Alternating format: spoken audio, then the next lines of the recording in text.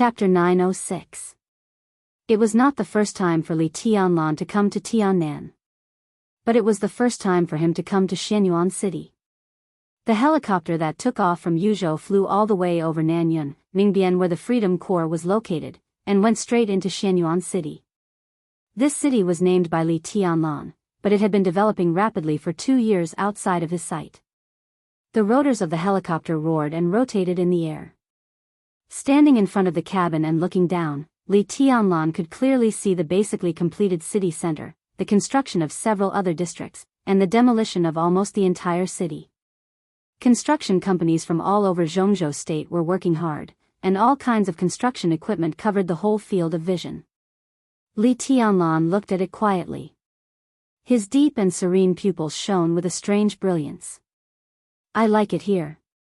Qin Weibai leaned against Li Tianlan and said with a soft smile. Such a Shenyuan city was like a piece of white paper. Every construction company, every construction machine, every transport vehicle, and every worker was the brush and ink on the white paper. Everyone and all their efforts were trying to draw the most perfect pattern on this white paper. The current Shenyuan city could not be said to be beautiful. Its downtown area might be luxurious enough, but compared with the ruins in most areas, this kind of luxury was extremely abrupt. But this kind of city that was changing every day was enough to make people feel relaxed and happy. The sunlight shone through the cabin on Qin Weibai. She gently held Li Tianlan's arm, and there was unconcealable longing and happiness on her perfect and flawless face. Li Tianlan looked at the city below quietly. After a long time, he nodded seriously. "How do you feel?" Bai Qingzhao, who came to Shenyuan City with Li Tianlan, asked with a smile. It was not the first time for him to come to Shenyuan City. He was the Deputy Secretary General of the Army Headquarters, and one of the most important tasks was to grasp the detailed movements of the Tiannan Freedom Corps. The headquarters of the Freedom Corps was in Ningbian. In the past 2 years, Bai Qingzhao would come here almost every month, and he would also come to Shenyuan City to take a look. It was no exaggeration to say that every change in Shenyuan City was under his sight and attention. Li Tianlan was quiet for a moment and whispered, "I'm overwhelmed with emotions." Only these words could clearly express his feelings at this time. This was the first time for him to see his own city, his own country. The glorious future that countless people had been looking forward to was no longer an illusion. Instead, it had become incomparably real here. It was not until this moment that Li Tianlan truly felt the power. It didn't belong to martial arts, but it was his power. It was a power that could carry him to the peak. This place will definitely become the most beautiful city in Zhongzhou State in the future, just like Xingzhou City before. It's a product of a special background. It's hard to replicate and can't be replicated. Bai Qingzhao sighed with emotion. Emperor Dong's palace is now worthy of Shenyuan City, and Shenyuan City is also worthy of Emperor Dong's palace. Li Tianlan looked into the distance. In the distance, there was a sparkling pool of water. Looking down from the sky, Shenyuan City was almost divided into 2 parts by an artificial lake, which was not very vast but had a great atmosphere. Numerous uniquely shaped arch bridges connected the 2 sides of the artificial lake. The lake water was flowing gently, surrounding a mountain-like castle. The surroundings of the castle were oppressive and quiet, and it revealed an indescribable solemnity. Li Tianlan fell silent. Qin Weibai and Bai Qingzhao also fell silent. Surrounded by the lake, Emperor Dong's palace was like an island in Shenyuan City. At this moment, countless people on the island stood around the castle. The simple and heavy black and white color covered the bright flowers and green grass around the castle. White banners fluttered around the island. The area on the left behind the castle had been separated and turned into a huge morning hall. Everyone in Emperor Dong's palace stood outside the castle, waiting for something silently. Li Tianlan pressed his lips tightly, and his eyes were deep and firm. The reason why he gave Hui Nan was also because of this matter. More than 1,000 soldiers of the nightmare troop who died in the desert would be buried tomorrow. As the palace lord of Emperor Dong's palace, Li Tianlan had to be here. Nothing was more important than this matter. The helicopter landed slowly on the tarmac of Emperor Dong's palace. Li Tianlan took Qin Weibai's hand and walked out of the cabin. His expression was calm and steady. In his sight were the members of Emperor Dong's palace, dressed in black formal suits with white armbands on their arms. The senior members of Emperor Dong's palace he was familiar with were all gathered together. Most of them were people Li Tianlan found familiar or had never seen before. But they were all members of Emperor Dong's palace. Li Tianlan took a deep breath. Before he could say anything, in his sight, the dense crowd bowed slightly at the same time and said in a uniform voice, "Welcome back, Your Majesty." The neat and loud voice echoed over Emperor Dong's palace, and the sound waves were extremely intense. "Your Majesty. Welcome back, Your Majesty." Li Tianlan subconsciously straightened his body. He looked deeply at the crowd around him and didn't speak for a long time. 2 years in the desert prison. Emperor Dong's palace grew from nothing. Xianyuan City grew from nothing. Li Tianlan had too many things to do. For example, to meet the new high-level and quasi-high-level figures of Emperor Dong's palace in the past 2 years. To meet the chief administrator and chief judge of Xianyuan City. For example, to let everyone in Emperor Dong's palace understand the purpose of Bai Qingzhao's visit, many things. But he did none of them. Under everyone's gaze, he nodded slowly and said calmly, "Go to the morning hall." His voice rang in the ears of every member of Emperor Dong's palace. The crowd automatically parted. Ning Qiansheng, the first mayor of Xianyuan City, came over and said softly, "I'll take you there." Li Tianlan shook his head, pointed to Bai Qingzhao beside him, and said slowly, "Qiansheng, this is Secretary General Bai of the Army Headquarters. On behalf of the Army Headquarters and Minister Dongsheng, I'm here to express my condolences to the families of the martyrs. Arrange for the Secretary General to meet the families of the martyrs first. Don't be afraid of trouble, this is something that must be done. Take me to the morning hall during the day and I'll be there soon. Do the families of the martyrs have any requests? Zhongzhou State will give them some compensation, but Emperor Dong's palace also needs to give them enough compensation and pension." Ning Qiansheng nodded and then shook his head. The families didn't make any requests. Li Tianlan was silent. What was the use of making requests? They were all gone. But they were all gone. If they didn't want compensation, what else could they ask for? He took a deep breath and patted Ning Qiansheng on the shoulder. "You go with the Secretary General first, I'll come later." Ning Qiansheng nodded and shook hands with Bai Qingzhao solemnly. Li Beidian, who was a little weak but still in good spirits, came to Li Tianlan and said in a low voice, "The morning hall is behind the castle. The location of the cemetery was decided 2 years ago. We used this artificial lake and circled a small island not far from the castle. There is enough space. In the future, the graves of Senior Li and the seniors of the Li family can also be moved here. I mentioned this to you when you were in the desert, and I'm waiting for your decision." Li Tianlan nodded and suddenly said, "Why do we circle an island? There are many places near the castle." The corner of Li Baitian's mouth moved as if he wanted to explain something. Finally, he shook his head and said softly, "We've invited a feng shui master. The location of the cemetery is the best in terms of feng shui." Li Tianlan was silent for a while and nodded. He took Qin Weibai's hand and said softly, "Let's go and have a look. I was supposed to write a big chapter today. I had a stiff neck last night and it hurt so much. I'll see how I feel tomorrow. If it doesn't hurt, I'll write a big chapter." Chapter 907. The sun was setting. After dinner, Huang Tong walked quietly on the huge and empty training ground, looking around with empty eyes.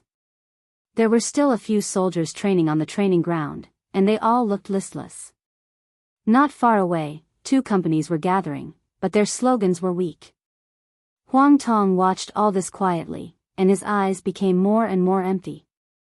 The news has spread, and now the response from the middle and grassroots is very strong. "General, I can't control the situation in the regiment. If possible, I hope the higher-ups can give me some support." A tall middle-aged man in his 40s followed Huang Tong carefully, and his voice was a little bitter.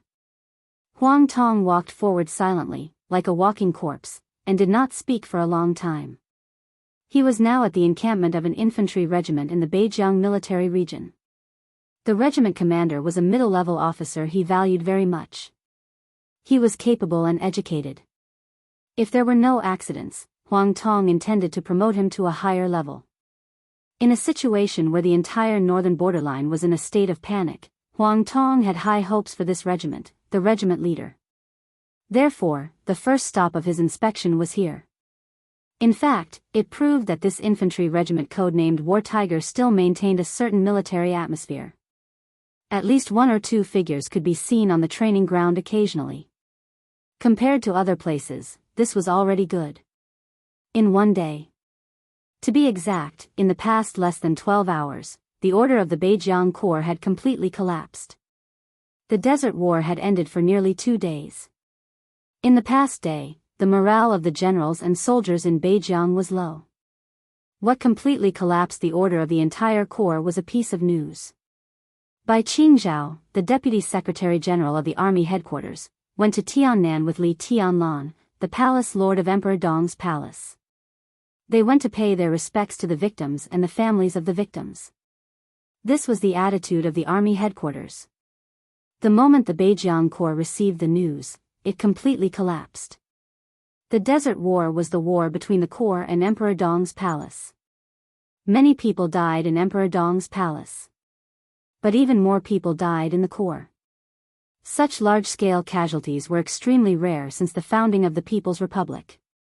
Under normal circumstances, as soon as the war ended, they should be able to see the big shots from Yuzhou and hear their promises. Then what awaited them was the mourning of the whole country. They should be heroes remembered by Zhongzhou State. This was inevitable, and there would be no exceptions. But the so-called inevitable did not happen. Until the end of the war, Zhongzhou State had no attitude at all. They seemed to have completely forgotten about the Northern Border Army. A large number of corpses were left in the desert. Zhongzhou State didn't care about it. There was no comfort and promise from the big shots, and there was no mourning. Not to mention it in the news, there was no reason for it to exist. And the most representative of Dongqing Wudi in the army headquarters had gone to Tiannan. The corpses that had not been cleaned up in the desert seemed to have died just like that, without any explanation. There was not even any news about the pension that would soon be paid. The entire Northern Border Army was dead silent. Compared to blaming Zhongzhou State, the endless resentment was all concentrated on Huang Tong, the head of the Beijiang Army. Without any orders from the military headquarters, he insisted on mobilizing most of the Northern Frontier Army's combat power. It was clearly a war, but the situation reported to the military headquarters was a drill. During the critical period, he even cut off the army's contact with the outside world. All of this showed that the war was Huang Tong's personal decision. At least it was not recognized by Zhongzhou State on the surface. It was all Huang Tong's fault that the bigwigs of Zhongzhou State did not come. Everyone could see this. Therefore, when Zhongzhou State turned a deaf ear to everything here, the ordinary soldiers and the middle and grassroots officers of the army were extremely disappointed with Huang Tong. The ordinary soldiers stopped training. The grassroots officers didn't care. The order of the army was issued to the middle-level officers.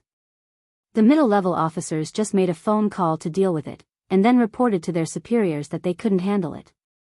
In various companies and regiments, countless soldiers' applications for reinstatement increased wildly. Some middle-level and high-level officers had already submitted their transfer applications. They could be transferred anywhere as long as they were not under Huang Tong's command. The higher-ups of the army were gloomy, and the deputy of the army distanced himself from Huang Tong as soon as possible. All kinds of reports flew to the army headquarters of Zhongzhou State like snowflakes. The order had been completely out of control. Huang Tong wanted to interfere, but he was powerless to do so. From the standpoint of the army headquarters, what Huang Tong did was completely treason. But after getting Chen Fangqing's support, the war he started was hard to define. But Dongqing Wudi was not without a temper. For what Huang Tong had done, it was good enough that he was not arrested on the spot after the war. It was simply a pipe dream to ask the army headquarters to pay for what Huang Tong had done. For Huang Tong, this was really the end of the road. Now his only hope was Chen Fangqing. Although he knew that Chen Fangqing's situation was not much better, Huang Tong had no other backers. "I will communicate with the army headquarters," Huang Tong said slowly. "Hold on for a few more days. I will definitely give you an explanation about Beijiang." The regimental commander nodded with a bitter face and said helplessly, "I'll try my best, but General, this matter needs to be done as soon as possible, especially in terms of pension. If it is not in place for a long time, the families will not agree." Zhongzhou State had always been the fastest in terms of pension. In most cases, the notice and pension were basically in place at the same time. If this point was not implemented as soon as possible, it was very likely to cause a worse impact. The corner of Huang Tong's mouth twitched slightly. He nodded expressionlessly and said, "I see." He walked slowly to his car and said flatly, "You do more work and put more effort into the affairs of the regiment. Leave the pension to me." The regimental commander nodded and said respectfully, "I understand." Huang Tong nodded, opened the door and got into the car. The car started slowly and left the Fighting Tiger Regiment. The phone rang in the silent car. Huang Tong took out his phone and glanced at it blankly. It was his secretary. He frowned slightly, pressed the answer button, and said in a low voice, "What's the matter?" "General," on the other end of the phone, the secretary, who had been with Huang Tong for several years, said with trepidation, "The army headquarters. There is news from the army headquarters. It's..." Huang Tong's heart tightened slightly. He narrowed his eyes and said in a low voice, "What news?" "The army headquarters." The secretary took a deep breath and said, "The army headquarters." Minister Dongqing sent a document. Huang Tong could clearly feel the secretary's embarrassment and fear. He frowned tightly and waited patiently. Minister Dongqing approved the maneuver plan of the Beijiang Corps. Maneuver plan? Before the Desert War, the reason Huang Tong reported to the army headquarters was that the Beijiang Corps was going to conduct a maneuver in the desert. No one believed this reason. But it was at least a reason. And this bullshit reason. Dongqing Wudi approved it. Huang Tong gritted his teeth, his face twisted and ferocious. He could understand what Dongqing Wudi meant. Dongqing Wudi approved the maneuver of the Beijiang military region. He also casually defined the Desert War as a maneuver. So in the eyes of the army headquarters, everything that happened in the Desert War and the loss of the Beijiang Corps, none of this happened at all. Naturally, there was no clear statement, let alone the so-called pension. Because it was just a maneuver. Huang Tong gritted his teeth. He thought of Bai Qingzhao, who followed Li Tianlan to Tiannan, of everything in the Beijiang Corps, of his situation and his next fate. The corner of his mouth moved. Puff! A mouthful of blood spurted out from his mouth and sprayed into the carriage. "General!" The driver was startled. As the steering wheel tilted, the black car suddenly shook on the street. "It's okay." Huang Tong slowly wiped the blood from the corner of his mouth. His face was pale, and he said gloomily, "Drive." He silently hung up the phone and kept muttering to himself, "Dongqing Wudi. Dongqing Wudi." The phone rang again. Huang Tong, who was desperate, slowly lowered his head and looked at the phone screen. He was slightly stunned and subconsciously narrowed his eyes. On the phone screen was not a phone number, but a name recorded in the address book. Jiang Shan. Chapter 908. Strictly speaking, the relationship between Huang Tong and Jiang Shan was very ordinary. One of them was the chairman of Beijiang, and the other was the commander of the Beijiang Corps. Although they met a lot on weekdays, they basically maintained a superficial harmony. Jiang Shan was a senior counselor in Zhongzhou State. To some extent, he could be regarded as one of the leaders of the Prince Group. But as his old leader gradually left the senior management of the Prince Group, his position also changed subtly. Of course, in the general direction, Jiang Shan could often be in line with the group. But in many cases, some of Jiang Shan's actions seemed to indicate that he had some other ideas. In the prince group, Jiang Shan, the counselor, seemed to always maintain a vague boundary with other leaders. This boundary gradually became a barrier, and the barrier gradually expanded, and finally reached its peak a few years ago. In the last election, the prince group originally wanted to promote Jiang Shan to become a director of Zhongzhou state. That meant that he would become the flag figure of the prince group and cooperate with Chen Fangqin to control the future direction of the prince group. From counselor to director, the promotion might be the pursuit of most counselors. Although there was a barrier between Jiang Shan and the prince group, they could barely maintain the same general direction. Moreover, after he became a director, Chen Fangqin would keep an eye on him, so there would be no big trouble. Once Jiang Shan became a director, he would inevitably leave Beijiang, and the prince group could take advantage of the situation to firmly hold Beijiang in the hands of trustworthy people. Jiang Shan worked as a director for one term and retired honorably, which was a happy ending for everyone. However, Jiang Shan refused the proposal of the prince group, and it was a very clear refusal, leaving no room for negotiation. He did not choose to become a director to promote his rank, but continued to stay in Beijiang. In order to resist the internal pressure of the prince group, Jiang Shan made a lot of big moves in Beijiang. Two directors of Beijiang, who could be said to be the confidants of the prince group, were directly removed. The system of Beijiang was constantly changing, and Jiang Shan, who did not hide anything, directly widened the gap. In a short time, with his prestige, Beijiang almost became his private kingdom, and it was tightly managed. As a last resort, the prince group could only continue to let Guo Wentian take the position of director, and at the same time, find a way to take over Jiang Shan. Jiang Shan was also working. At first, he wanted to unite with the Wang family of Beihai by marriage and let Jiang Shanyu marry Wang Yuetong. If Wang Yuetong married Jiang Shanyu, it could be said to be a real marriage of lower status. But if he used Beijiang and a counselor as bargaining chips, it was not unacceptable. Jiang Shan had enough confidence to propose marriage, but Wang Tianzong refused his proposal. In desperation, Jiang Shan could only retreat and began to flirt with the Special Warfare Group. Gu Xingyun was naturally very welcoming of Jiang Shan. The Special Warfare Group and the Prince Group had also gradually drifted apart in recent years. There would be no psychological burden for him to accept Jiang Shan. After Gu Xingyun vaguely expressed his support for Jiang Shan finally became stable in Beijiang. His current situation was a bit delicate. Although he was still a member of the Prince Group, he also had the support of the Special Warfare Group. When they did not have absolute confidence to take him down, the Prince Group was not very willing to touch him, but no one would really treat him as one of their own. In this situation, the relationship between Huang Tong and Jiang Shan was naturally not good. Every time they met or talked, Huang Tong always maintained a certain degree of vigilance and defense. The phone kept ringing.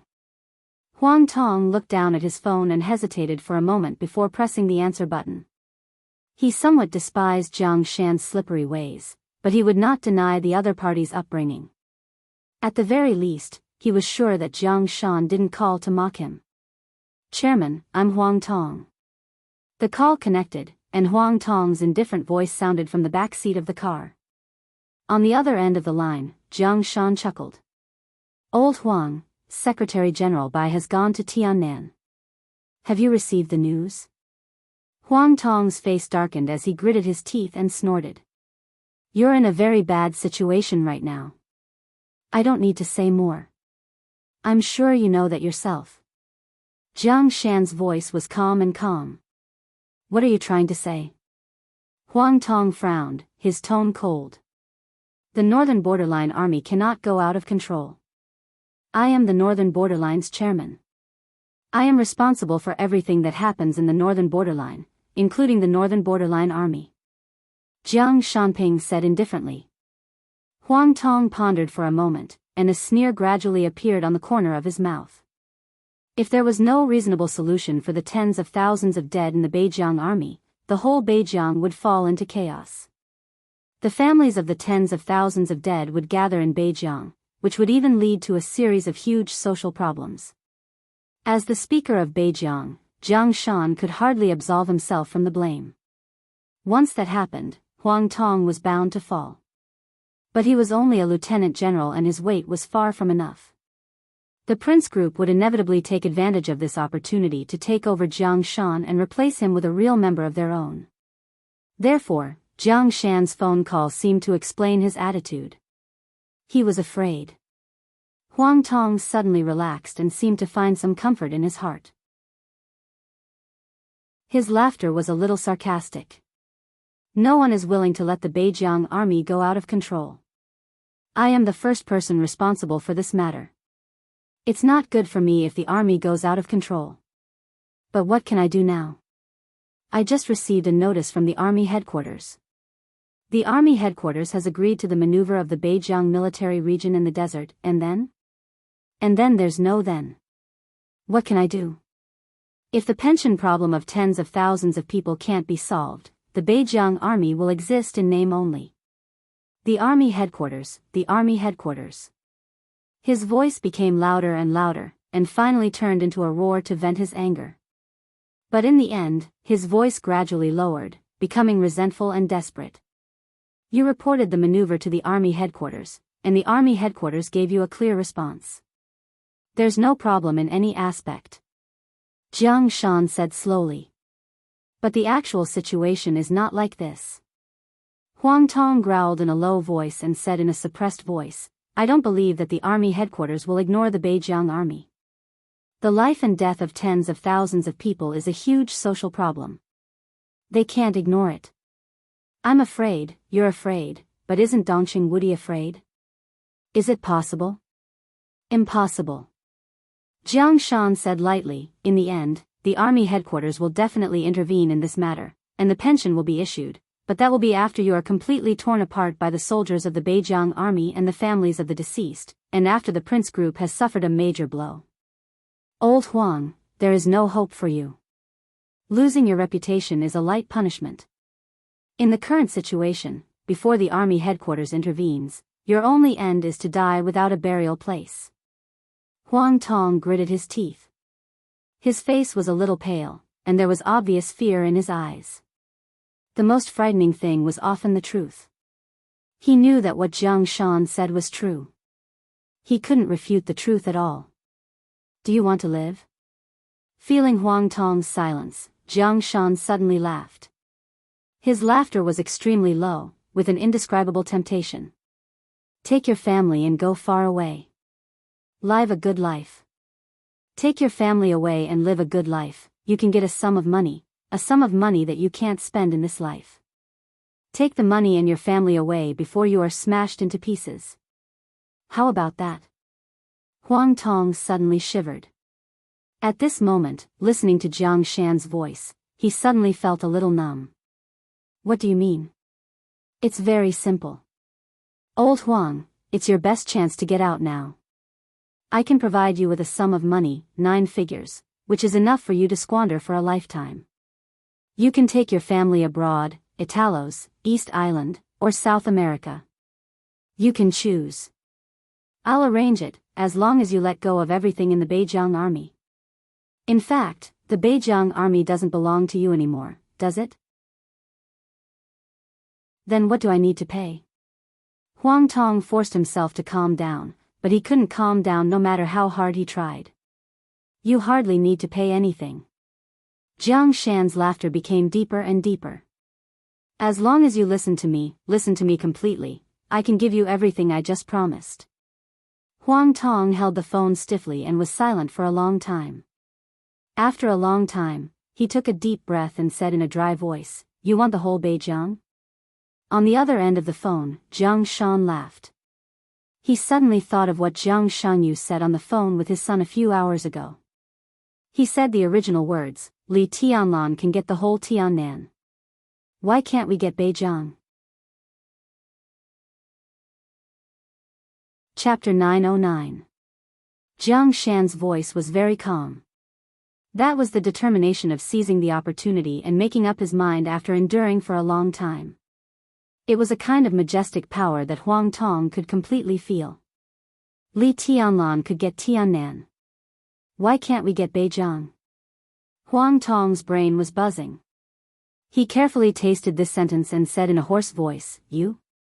I can't arrange so many things alone, especially the life of you and your family abroad in the future." Jiang Shan said faintly.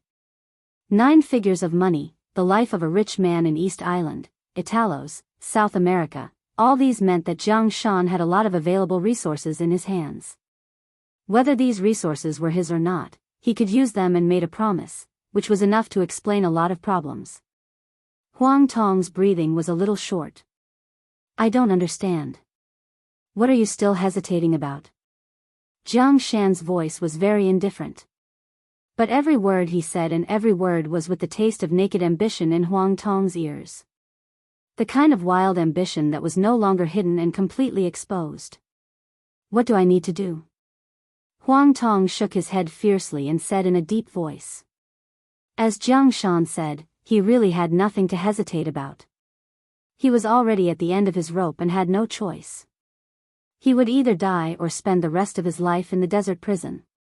After offending Li Tianlan, his own family was doomed to be extremely miserable, and Lin Yuxian had already said that he would kill his whole family within a week. What else could he hesitate about?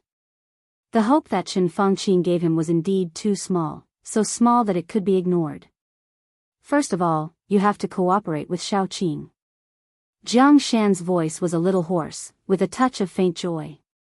"Shaoqing?" Huang Tong was stunned and frowned. "Young Shaoqing?" Jiang Shan said faintly. Huang Tong took a deep breath and smiled self-mockingly. Yang Shaoqing was the Northern Borderline Legion's deputy legion commander. He was Huang Tong's main assistant, but among the 3 deputy legion commanders, he was ranked last. His ability was also extremely average, and he was in charge of unimportant tasks such as logistics and health. But no matter what, Yang Shaoqing was indeed the main leader of the Northern Borderline Legion. Huang Tong did not expect Jiang Shan to quietly extend his hand into the Northern Borderline Legion, and even place a big nail by his side. Cooperate with Yang Shaoqing. Did Jiang Shan intend to use Yang Shaoqing to control Beijiang Corps? Why him? Huang Tong asked. His ability is average, his prestige is average, and his experience is average. I can't see any good points about him. His greatest strength is that he's obedient. Jiang Shan chuckled. Absolutely obedient. Huang Tong remained silent. Be obedient, for the current needs of Jiang Shan, this was indeed the greatest advantage. How should I cooperate? Huang Tong asked lightly. His heart did not waver. He did not want to be involved in the Northern Borderline Army and the Prince Group. He just wanted to escape. First of all, you have to make a deep self-examination. The Army headquarters is watching everything about the Beijiang Corps. Dongxing Wudi will not express his position in a short time. When the time is right, I will ask the financial department of Beijiang to send the pension to the Beijiang Corps. At that time, the only thing you need to do is to cooperate with the publicity of the financial department of Beijiang and resign afterward. I will arrange for you to leave Zhongzhou State as soon as possible. Jiang Shan said concisely. Huang Tong had fully understood what Jiang Shan wanted. What he wanted was a complete Beijiang. He wanted to grasp the personnel power, the administrative power, and the most sensitive military power. This was the largest province of Zhongzhou State, with a total area of more than 1/6 of the whole Zhongzhou State. Although the environment was a little bad, if he could really grasp it, Beijiang was definitely a promising place. But the problem was how to grasp Jiang Shan. Huang Tong felt a little ridiculous and said subconsciously, "Do you really think you can grasp Beijiang tightly?" Once Jiang Shan's ambition was exposed, he would face not only the Prince Group, but the whole Zhongzhou State.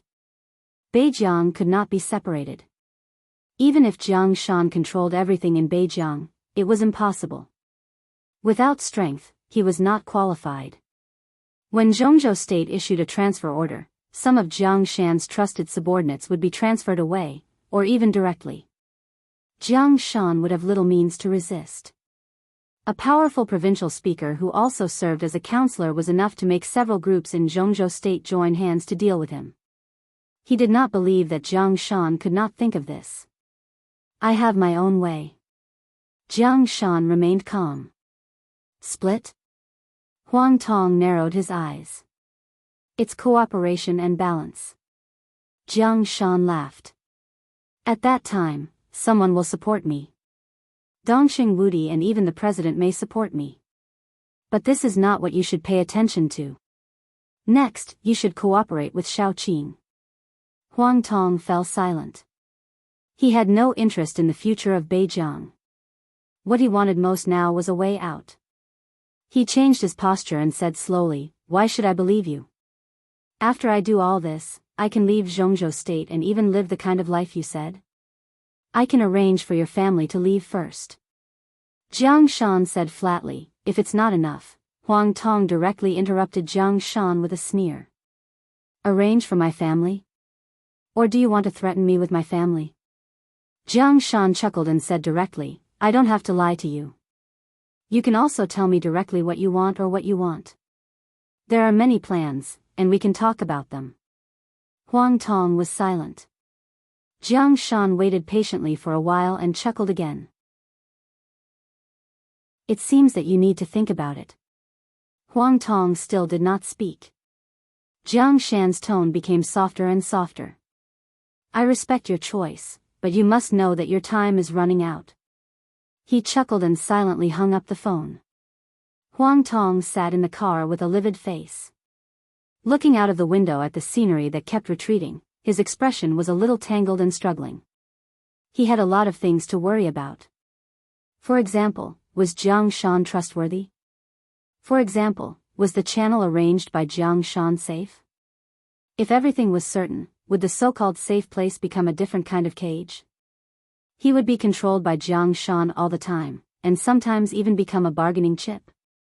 Even if this was not the case, Zhongzhou State had always been persistent in hunting down traitors. Would his family be found? Huang Tong really did not want to leave Zhongzhou State unless it was a last resort. However, to find Qin Fangqin? How sure was he that he could protect himself? Huang Tong suddenly shook his head. He held the phone and seemed to be wondering whether to call Qin Fangqin again. The phone rang again. Huang Tong's arm trembled, and he answered the phone again. This time, the secretary on the other end of the phone was more careful. She reported the situation of Haoyue Group in a voice as light as a mosquito's hum. Huang Tong's face gradually turned livid, eventually pale, and then slowly became determined. December 5th. The morning of the second day after his arrival in Tiannan. After a short period of preparation, countless news about Haoyue Group were exposed by a large number of media almost at the same time. This behemoth with a market value of hundreds of billions was deeply rooted in various fields of Zhongzhou State. In its violent turmoil, all kinds of news were overwhelming in the eyes of everyone in Zhongzhou State. Tax evasion, power for money transactions, driving up prices, forced demolition, murder, suppressing competitors by illegal means, and embezzling public property in collaboration with some big shots. Haoyue Group was too big and involved too many fields. When all the news was exposed at the same time, the whole Haoyue Group was like a dirty black nest. Many decisions might not come from the senior management of Haoyue Group, but the decisions of its branches. However, with the death of the chairman of Haoyue Group, all the crimes were pointed at, intentionally or unintentionally. The dead chairman. To be more precise, it was pointed directly at Qin Fangqin. Overnight, more than 40 officials in 5 provinces of Zhongzhou State were strictly controlled. Among them, Southwest City and Tianfu Province became the hardest-hit areas. Numerous partners of the Haoyue Group terminated their cooperation with the Haoyue Group. The Flourishing Age Fund took action immediately. A large amount of funds poured into the stock market and crazily suppressed the stocks of the listed companies of Haoyue Group. It was all as if it had been prepared in advance. Before everyone could react, the shaky Haoyue Group was close to collapse. In one morning, nearly 20% of the shares of Haoyue Group had fallen into the hands of the Flourishing Age Fund. All the forces that followed the activities of the Flourishing Age Fund had different degrees of gains. The stock price of Haoyue Group fell wildly, and bad news continued to be exposed. In the face of continuous bad news, everyone in Haoyue Group could do nothing. In the third hour of the news exposure, the background of the chairman of Haoyue Group gradually began to be exposed on the internet. Conspiracies and dangers seeped into reality from the internet, and all kinds of rumors completely shrouded Qin Fangqing. In the hidden dragon sea of Yuzhou State, Qin Fangqing sat in the office and carefully read the news one after another. His face was extremely gloomy. The MP of the propaganda department of Zhongzhou State had always been one of the leaders of the Prince Group. But the news could appear in the major media, which already showed that the MP could not control the situation of the propaganda department at present. Or, did he not want to control it? The hostile takeover of the Flourishing Age Fund was carried out completely unscrupulously. Every moment, the shares of Haoyue Group entered the pocket of the Flourishing Age Fund. The Ministry of Supervision had set up a task force and began to investigate the 5 provinces exposed in the news. Dozens of officials from several provinces were involved, so the Ministry of Supervision attached great importance to it. This storm was destined to be just the beginning. No one knew how big the case would be behind these dozens of officials. Qin Fangqing felt powerless. Everyone gave a push when a wall was down. Even he had a feeling of helplessness at this time. He managed to control his emotions and dialed the internal line. When the phone was connected, he asked directly, "What did Han Donglu say?" As soon as he found out that the Flourishing Age Fund attacked Haoyue Group, he had asked his temporary secretary to contact Han Donglu and planned to meet him. On the phone, the young secretary, who was temporarily responsible for conveying Qin Fangqing's will because Yuan Lin was not there, said in a trembling voice, "Boss Han said that he is on his way to Tiannan and has no time to come to Yuzhou for the time being." Tiannan? Qin Fangqing suddenly felt a little uneasy. What is he doing in Tiannan? With whom? To be exact, he is going to Shenyuan City to attend the funeral of Emperor Dong's palace.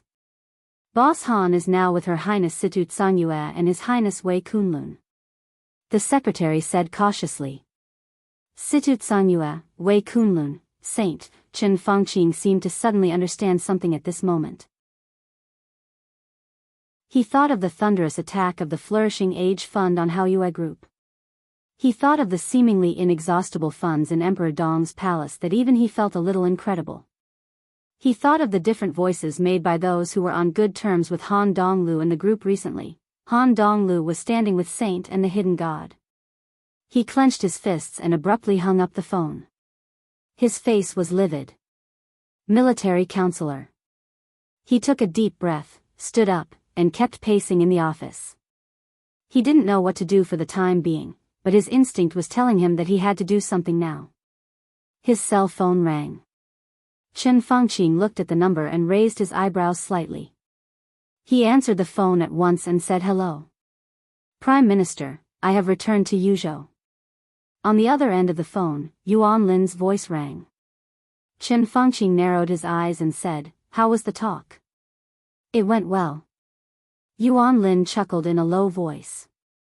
"His Highness Li Kuangtu is also in Yuzhou at this time. He wants to meet you." Chapter 9-10. Li Tianlan didn't have a moment of leisure in the whole afternoon and evening. After arriving at Emperor Dong's palace, he didn't call anyone for a talk after he went to the cemetery. Instead, he found Bai Qingzhao and took him to meet the families of every victim. Among the families of more than 1,000 people, except for a few who had no relatives, everyone had at least one family or even a small one. Everyone gathered in Emperor Dong's palace at this time. In the atmosphere of great sadness, almost no one made any requests. Li Tianlan saw numb and even a little desperate faces. The parents who had lost their sons, the sisters who had lost their brothers, and the sisters who had lost their brothers. The people in Emperor Dong's palace were relatively young. Few of them were married and had children. But even so, Li Tianlan still saw some widows and children who had lost their husbands and fathers. Li Tianlan became more and more silent. Perhaps no power initially rose on the bones of its own people. The nightmare army that had lost more than half of its people, this was equivalent to the most powerful force of Emperor Dong's palace. The price of this rise was so heavy that the whole Emperor Dong's palace was covered with a layer of blood. The blood of their own people. The indescribable heaviness pressed on Li Tianlan's heart.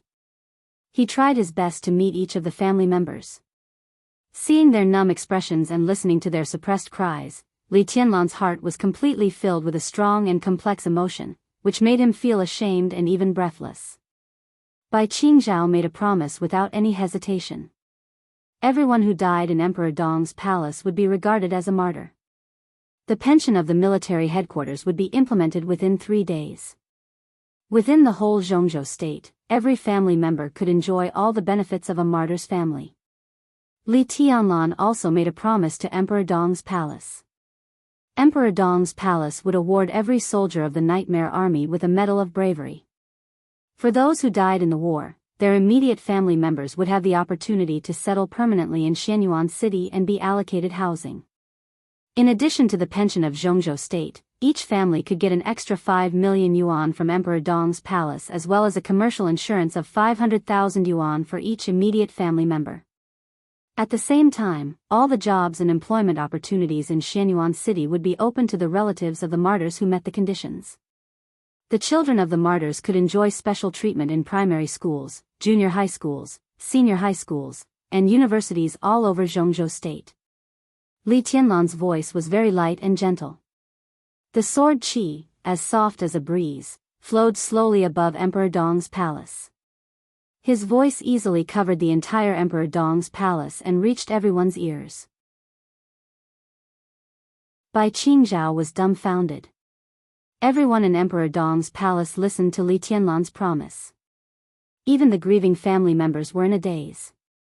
It was not that no one had thought that Emperor Dong's palace would compensate the dead, but no one had ever thought that the so-called compensation would be so. Bai Qingzhao shook his head subconsciously. For a moment, he did not know what to say. The members of the Nightmare Legion were real elites. Even in Zhongzhou State, their pensions were different from those of ordinary soldiers. They were all paid according to the pension standard of grassroots officers but slightly lower than that of middle-level officers. The exact amount was 3 million yuan for each of them. The compensation given by Li Tianlan was 5 million yuan plus an insurance of 500,000 yuan. There was only one compensation, but the insurance was 500,000 yuan for each immediate family member.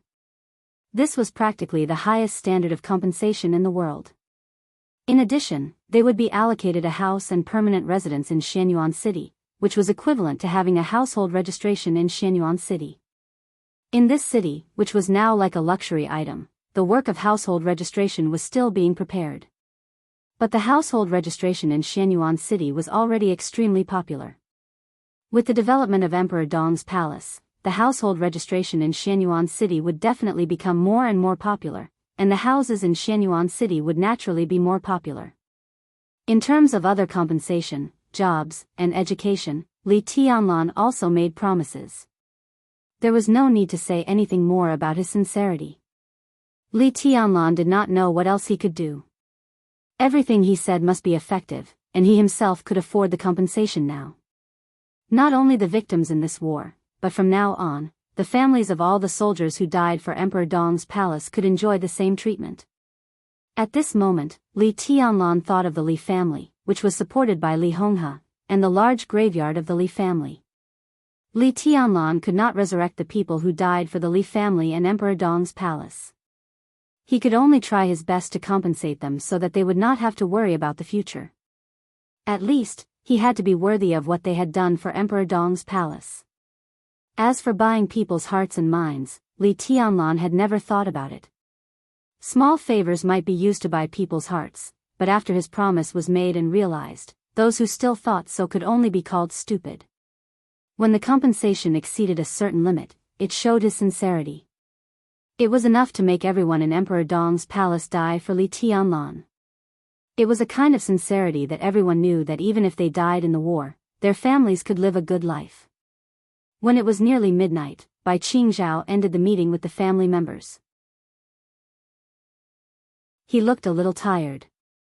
He was no longer young and did not know martial arts, so he was naturally in poor spirits. Ning Qianqing followed Li Tianlan and glanced at Bai Qingzhao. He said softly, I have informed the kitchen to make some supper. We won't drink wine. Anyway, eat something and rest. I'll go to the cemetery again. Li Tianlan shook his head and patted Ning Qianqing on the shoulder. Take the Secretary General there to eat something and then rest. Don't worry about us. Ning Qianqing seemed to want to say something, but when he saw Qin Weibai, who had been quietly following Li Tianlan, he nodded and walked over with Bai Qingzhao. Qin Weibai gently held Li Tianlan's hand and exerted a little force. Are you tired? Li Tianlan glanced at Qin Weibai. I'm fine. Qin Weibai smiled gently and asked, Are you tired? Li Tianlan shook his head. Nowadays, unless he was greatly hurt, he basically did not feel tired. But after meeting with so many family members, his heart had been hit by strong emotions, so it was inevitable that he felt a little tired. Shaking his head, Li Tianlan took a deep breath and walked toward the cemetery. He said softly, I asked Badian to compile a list of the dead. I'll be in the cemetery tonight. You stay with me. He did not ask Qin Weibai if she wanted to rest. He did not ask anything. It was just a simple notice. Tomorrow was the day of burial. More than 1,000 soldiers of Emperor Dong's palace. Li Tianlan wanted them to leave without any scruples, but at the same time, he would leave their last trace in Emperor Dong's palace before they were buried. He was the owner of Emperor Dong's palace.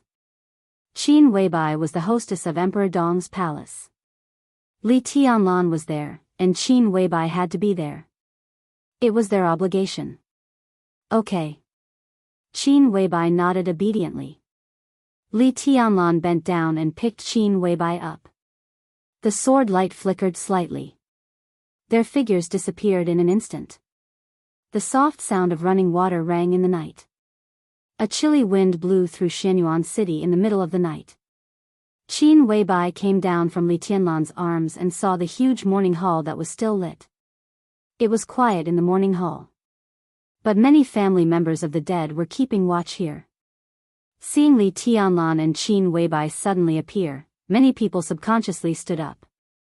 Sit down. Li Tianlan shook his head. He gestured for them to sit down. He looked at the crowd in the morning hall and did not speak for a long time. Your Majesty, you, a young man who looked to be in his 30s, took 2 steps forward with some hesitation. Li Tianlan glanced at him and pointed to a direction not far from the morning hall. A high black wall had been erected there. The black wall was more than 10 meters high, thick and solemn. It was a neatly cut rectangle. It was a wall with a length of tens of meters, a height of more than 10 meters, and a thickness of nearly 3 meters. The edge of the wall was carved with complicated patterns and surrounded by blooming flowers. Behind the flowers was the clear surging lake. An exquisite arch bridge crossed the water and led straight to the cemetery. Li Tianlan glanced at the high wall and said calmly, This is the Wall of Heroes in Emperor Dong's palace.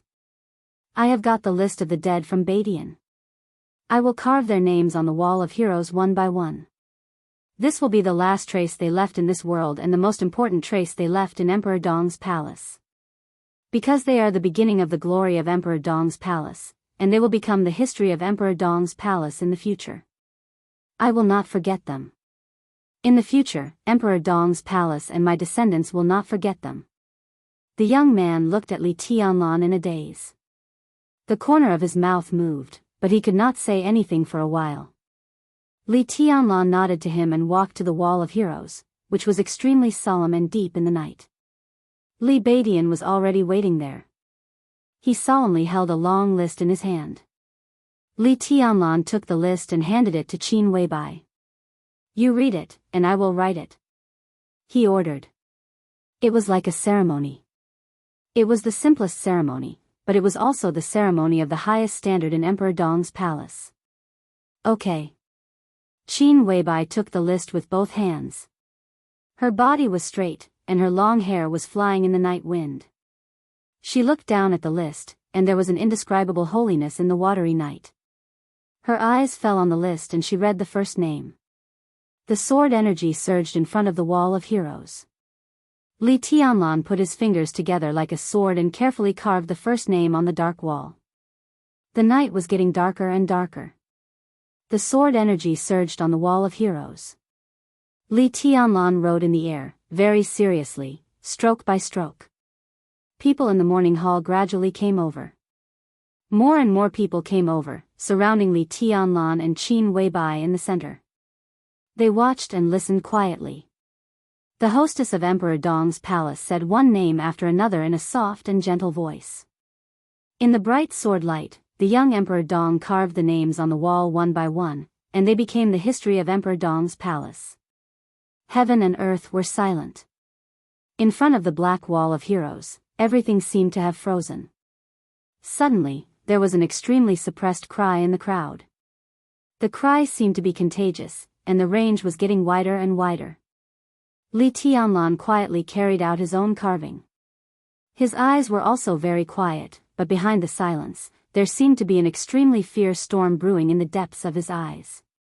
From late night to dawn. From dawn to noon. When a private helicopter slowly entered the Tiannan area and approached Shenyuan City, Li Tianlan finally carved the names of more than 1,000 victims on the wall of heroes. Every stroke was densely packed. Li Tianlan stared at the area on the wall full of names. After a long silence, his fingers moved slightly. A line of extremely simple words appeared behind the list of names. December 2nd, Desert. That was the end of his description. That was probably the only description that Zhongzhou State could reluctantly allow. He stood in front of the wall of heroes for a while and slowly turned around. Qin Weibai had carefully put away the list and looked at her quietly. After standing all night, her posture was still straight, but her lips were a little pale. Because she hadn't drunk any water, there were even some very slight chapped lips. Drink some water and have a good rest at night. Li Tianlan said softly. Qin Weibai nodded and said yes. Tianlan, is the burial after lunch? Ning Qianqing came over and asked. The funeral in Emperor Dong's palace was simple. No one was invited. Only Bai Qingzhao represented the military ministry. Except for him, everyone else was from Emperor Dong's palace. After all, it was not a happy event. There was no noise, no so-called liveliness. It was quiet, solemn, sad, and depressing. Such a Emperor Dong's palace was like a wounded beast licking its wounds alone, refusing all people who had nothing to do with the funeral and the deceased. Li Tianlan glanced at him, thought for a while, and said, ask the family members. Besides, not all the people are here yet. Wait for our 2 deputy palace masters. Ning Qianqing was stunned. Deputy palace masters? 2. He glanced at Qin Weibai subconsciously. Qin Weibai smiled and shook her head. As everyone knew, there was only one deputy palace master in Emperor Dong's palace, and he was saint of the invincible realm. Ning Qianqing raised his eyebrows and asked, who is the new deputy palace master? They will be here soon. Li Tianlan said calmly. The helicopter flew over the sky. As far as the eye could see, the vague outline of Shenyuan City could be seen. Military counselor, who had been staring at Shenyuan City, suddenly smiled and said softly, I'm a little nervous. I'm nervous. Why? Saint sat in his seat and was watching a variety show on the cabin TV. Hearing Saint's words, he shook his head subconsciously and smiled. Maybe I'm used to hiding in the dark. When being sinister becomes an instinct, people who are about to appear in the light will indeed be nervous. Han Donglu was silent for a while. He turned to look at Saint and wondered, aren't you the same?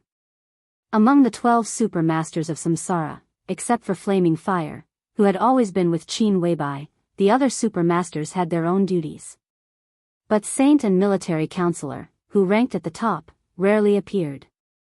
Strictly speaking, they were the existences of hiding in the dark. Countless experts in the dark world were killed by them. In the end, they also tricked Zhongzhou State. Mount Shu and the Flourishing Age Fund directly supported the power of Samsara Palace in Zhongzhou State. They had an absolute guarantee in both money and force, especially after Saint entered the invincible realm. Of course, I'm different from you. Saint snorted. That's true. Han Donglu nodded thoughtfully. I'm more low-key. I'm really different from you. You? Low-key? Situ Tsanyue, who had been silent, glanced at Han Donglu. For Zhongzhou State, Han Donglu was a philanthropist, the god of fortune, and the patriarch of a neutral wealthy family. But internationally, the Flourishing Age Fund could be said to be really notorious. Han Donglu's great reputation was accumulated by the Flourishing Age Fund again and again in the international financial market. Star State, East Island, countless countries. It was especially so for some countries with relatively weak forces and imperfect financial order. They hated and feared Han Donglu. Every time there was a bloody storm, Han Donglu was always at the forefront of the struggle. Such a person could not be said to be low-key in any case. That's actually right. Saint nodded. He is indeed low-key in the dark world. Situ Tsanyue froze and also fell silent. Han Donglu. Military counselor of Samsara Palace. Before she knew this news, it was impossible for her to link these two identities together. Except for a few extremely important occasions, military counselor of Samsara Palace basically did not show up. If he was confined to the dark world, military counselor was indeed extremely low-key, so low-key that he did not even have a sense of existence. He silently controlled the core saber of Samsara Palace. He silently developed his strength. He silently extended his hand to the six. He silently supported the development of the Flourishing Age Fund. Finally, he revealed his identity at the most appropriate time. Everyone was inexplicably shocked and dumbfounded, and then there was fear from the bottom of their hearts. In today's Emperor Dong's palace, Li Tianlan had the strongest force, and Emperor Dong's palace had the strongest cohesion. The existence of Han Donglu made up for all the shortcomings of Emperor Dong's palace. This alone was enough to show his importance. Situ Tsanyue thought silently for a while, and suddenly looked up at military counselor. I have a question. Military counselor was a little confused. Situ Tsanyue narrowed her eyes and said calmly, in the past 2 years, have you been secretly supporting the development and construction of Emperor Dong's palace?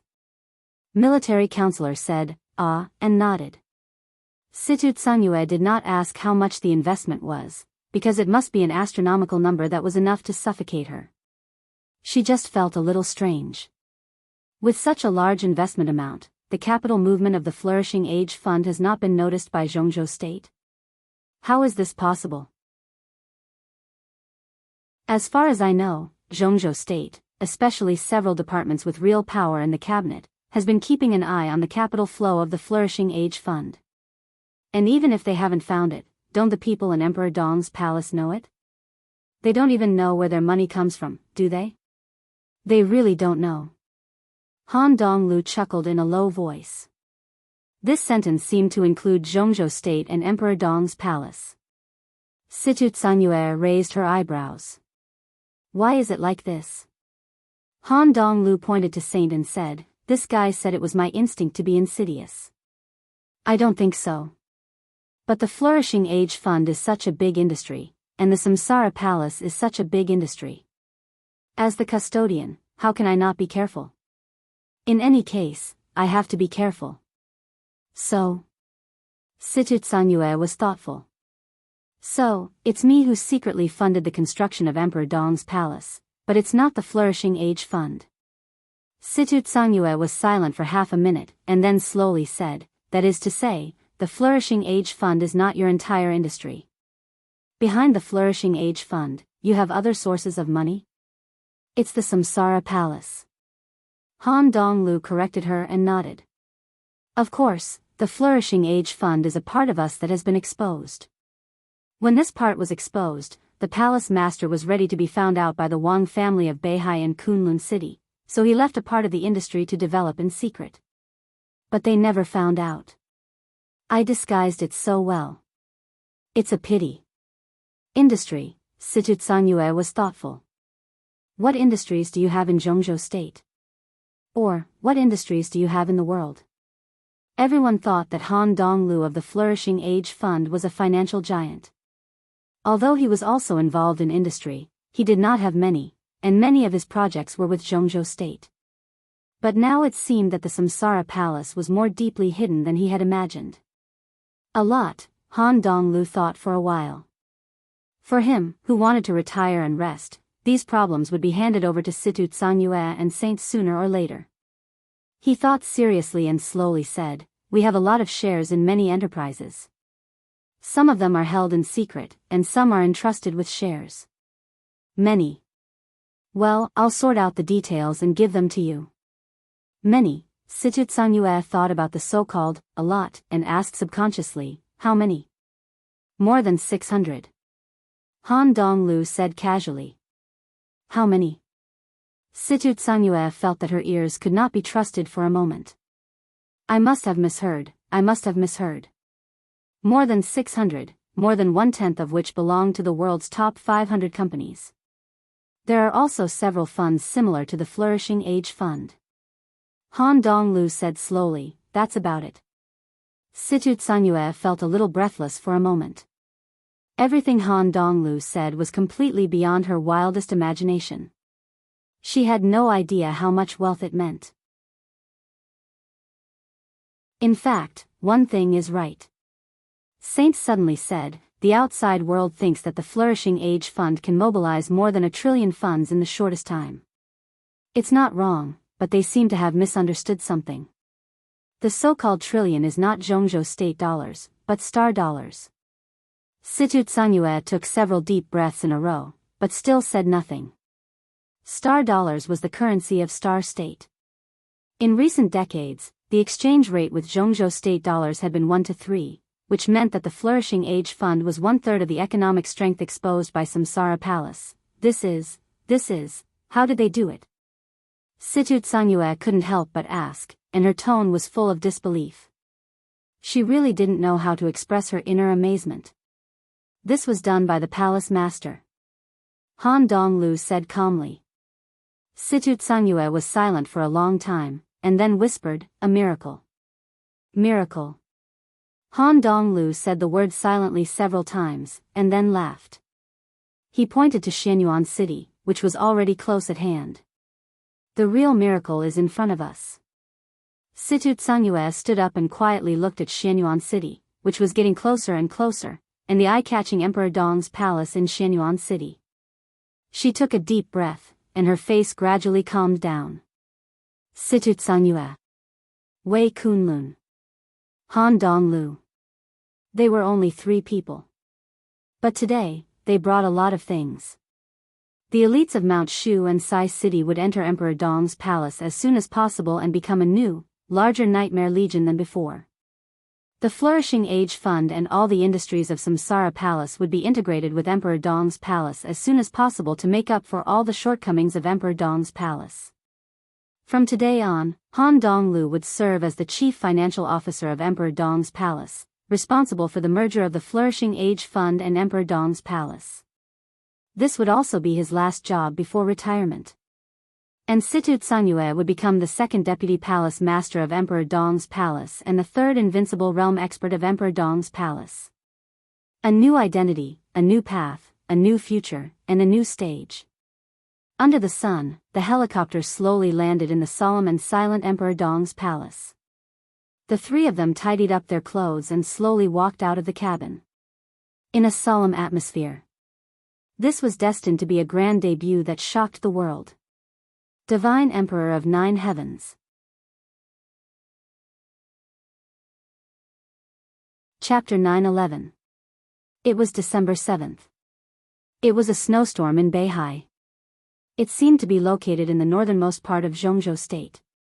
The winter here was extremely cold and beautiful. The flying snow was almost endless.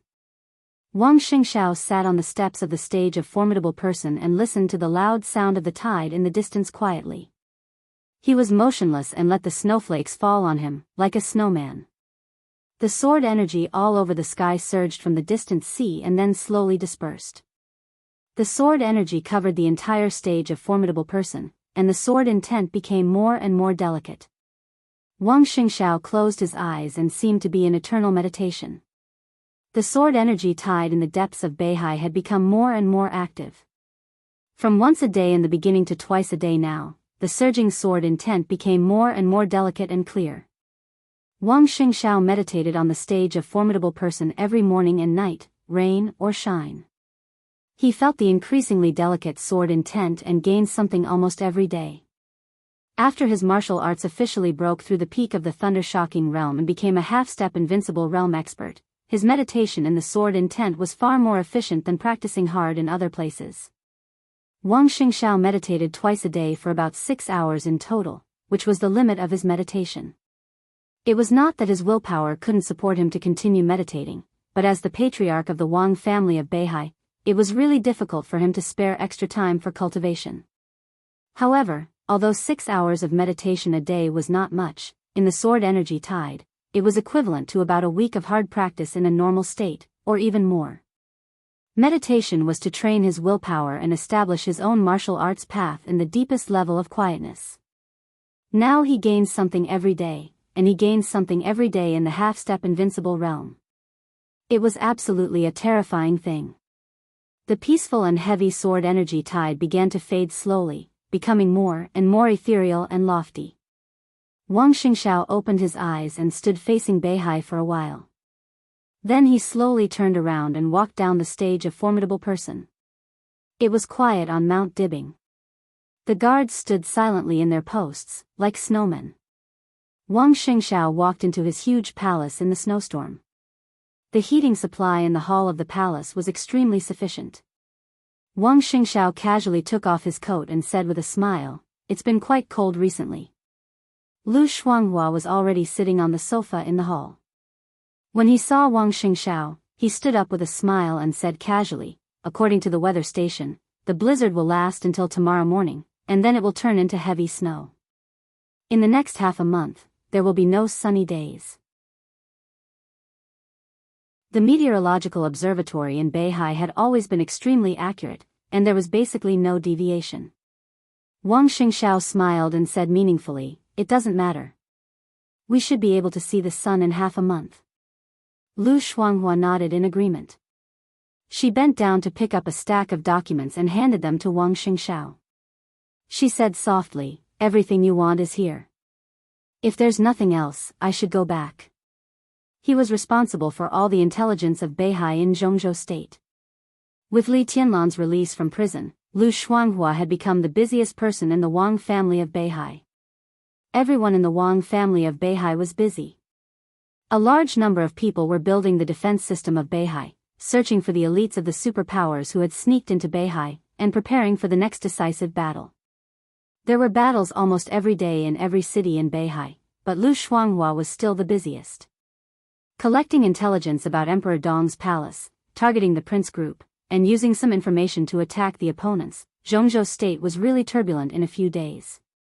Lu Shuanghua didn't even have time to rest. "Don't worry. You can leave after dinner. There are many things to do." Wang Xingxiao waved his hand and asked Lu Shuanghua to sit down. He looked down at the report in his hand.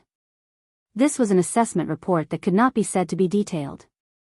It could even be said to be very rough and simple. Not only the Wang family of Beihai, but also all the superpowers in the world, even many countries, groups, and wealthy families in Zhongzhou State had a similar report. However, because different countries and wealthy families had different resources, the contents of their reports would be different. Relatively speaking, the contents of the Wang family of Beihai's report were undoubtedly more substantial. This was a report about Emperor Dong's palace. Emperor Dong's palace did not invite anyone to the funeral in Shenyuan City 2 days ago.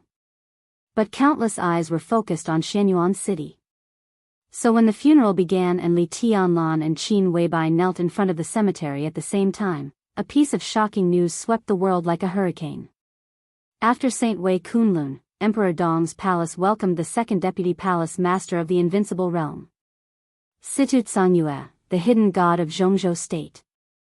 Sai City of Zhongzhou State would be merged into Emperor Dong's palace and renamed Hall of Falling Stars. All the top assassins of Sai City had found their positions in Emperor Dong's palace. Compared with Situ Tsanyue joining Emperor Dong's palace, the identity of military counselor was more frightening. Military counselor Han Donglu. Everyone knew what this identity meant. On the afternoon of the funeral, Li Tianlan and Han Donglu had signed a series of documents at the headquarters of Emperor Dong's palace. The Flourishing Age Fund would be merged into Emperor Dong's palace. In the series of documents, Han Donglu directly and unconditionally transferred 85% of the shares of the Flourishing Age Fund to Li Tianlan. The entire Flourishing Age Fund, a large consortium, really became Li Tianlan's property the moment the documents were signed. On the night of December 5th, the elites of Mount Shu, which belonged to Nirvana Sword Master Wei Kunlun and Great Void Sword Master Li Badian, officially left Mount Shu and joined Emperor Dong's palace. The elites of Sai City and the forces of Mount Shu entered Shenyuan City at the same time. Han Chongyang, the Yin and Yang Sword Master of Mount Shu, witnessed all this and then took away Nirvana Sword and Great Void Sword of Mount Shu. This also meant that Wei Kunlun and Li Badian officially left Mount Shu. With the addition of Mount Shu, the Flourishing Age Fund, and Sai City, the Nightmare Troop, which had been badly injured, immediately returned to its peak state, and its strength was even stronger than before. December 5th. This was a day destined to be remembered by the whole dark world. Too many things happened on this day. To sum up, Emperor Dong's palace rose completely. And it really soared to the sky. Countless forces in the whole dark world were in turmoil. Zhongzhou State was also in turmoil. For a moment, people didn't even know what it meant when half of the forces of Mount Shu, the forces of Sai City, and the Flourishing Age Fund joined Emperor Dong's palace. So there was the evaluation report in Wang Xingxiao's hand. All the forces were using their own intelligence to make analysis. They were analyzing a series of chain reactions that might be triggered after the three forces merged into Emperor Dong's palace. One thing was certain. Today's Emperor Dong's palace might not be a superpower in the dark world as a whole, but in terms of experts and wealth, it definitely had the strength of a top superpower. More importantly, this was just the beginning. It was a magnificent and unparalleled beginning. What would Emperor Dong's palace become in the future? This was a problem that made everyone unable to eat or sleep in peace. Wang Xingxiao looked at the report in his hand carefully. Although the report was relatively general, it could actually be regarded as detailed. The report listed a series of industries of the Flourishing Age Fund, as well as its superficial contacts and a large number of investments. Compared with Mount Shu and Sai City, the report about the Flourishing Age Fund occupied more than 80% of the space. Combining all the intelligence that the Flourishing Age Fund could collect, the intelligence personnel of Jiangnan Province analyzed the changes that occurred after the Flourishing Age Fund entered Emperor Dong's palace one by one. The analysis was concise and clear. Wang Xingxiao flipped through it and found that there were hundreds of analyses of the Flourishing Age Fund alone. He saw an extremely sensitive word at the end of the Flourishing Age Fund. Wang Xingxiao raised his eyebrows. A new group? This is inevitable. Lu Shuanghua glanced at him and said slowly, Han Donglu is the military counselor of Samsara Palace. No one thought of this, but this is also the biggest gain of Emperor Dong's palace. The endless money means that Emperor Dong's palace has passed the initial primitive accumulation stage. But for Zhongzhou State and for us, the most troublesome thing is Han Donglu's contacts. Over the years, since the emergence of the Flourishing Age Fund, Han Donglu has been accepting of all kinds of investments. He alone can support a neutral wealthy family that even the Wang family of Beihai dare not underestimate. You should know better than me how formidable his contacts are. Wang Xingxiao was silent. And now it seems that the signs of a new group are obvious. Lu Shuanghua continued. 2 days passed after the funeral. Tiannan was very calm. But inside Zhongzhou State, there were already stormy waves. The betrayal of the Special Warfare Group was getting more and more intense. With the establishment of a super high-standard task force led by Dongqing Wudi, elite investigators from various departments joined the task force. They investigated along the route of retreat of the Burning Legion when they raided Yuzhou. There were more and more clues. The Special Operations Bureau of Yuzhou was in a state of panic. Several high-level officials had been directly dismissed and put under control. The Prince Group, which started with the Haoyue Group, was also not calm inside. This was originally a storm stirred up by the Wang family of Beihai, but a lot of evidence suddenly emerged out of thin air. Everything about the chairman of the Haoyue Group was exposed little by little. He was Chen Fangqing's nephew, which was really hard not to associate. Chen Fangqing's personal reputation almost suffered a devastating blow. And inside the Prince Group and the Special Warfare Group, different voices had gradually begun to appear. Many backbone forces were asking for self-examination. In the chaotic situation, the military counselor Han Donglu, who left Xianyuan City, flew to Tianfu province as his first stop, which was enough to explain a lot of problems. And the attitude of the North Group had also changed dramatically. They attacked the Prince Group without mercy. Now in Zhongzhou State, almost everyone saw an opportunity. Behind the great turmoil and storm, there was often an equally great division of interests. No one was willing to miss this carnival. There were also voices in the academics that asked for a good investigation of the Prince Group and the Special Warfare Group. As for the Southeast Group and the Giant Group, as the leaders of a series of events, their positions were needless to say. At present, the framework of the new group was still very vague, at least in the eyes of outsiders. Wang Xingxiao could only roughly circle a range. Among the voices of self-examination in the Special Warfare Group and the Prince Group, there must be a considerable part of them who had a close relationship with Han Donglu. A considerable part of this part had decided to change their position and join the new group, while the others were mostly influenced by the rhythm.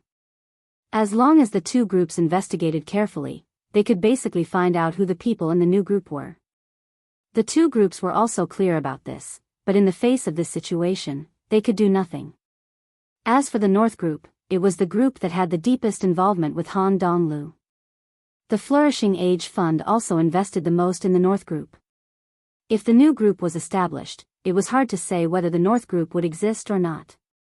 Who would join the new group and what position they would get after the election? Everyone, including the North Group, could not be sure. And the academics also could not be sure.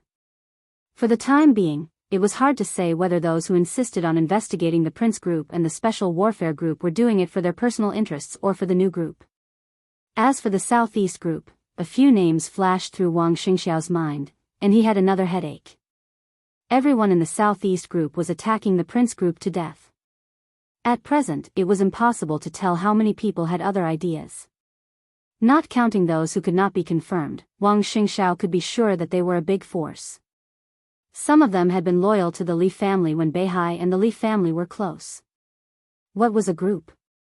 The so-called group was the power produced by the combination of relatively loose and vague organizations with clear positions. This was not a company party. The senior officials scattered all over Zhongzhou State had their own attitudes. In many cases, it was hard to tell who was on whose side. Each group roughly had its own core circle, which was also the core force of the group, and most of the others were relatively peripheral personnel. The new group appeared very suddenly.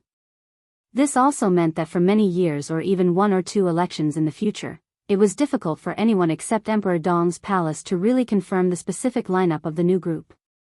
Some core members with high positions could confirm it. But what about the people one level lower? What about the people one level lower? This also meant that in the future, all the major groups would be in the same position as the new group. This kind of advantage was so huge that it was unimaginable. Maybe the major groups would push the candidates they favored and supported, only to find out in the end that they were cultivating talents for the new group. This was very likely. As for the general election next year, the situation of the general election would be more complicated than before. Why not merge with the giant group?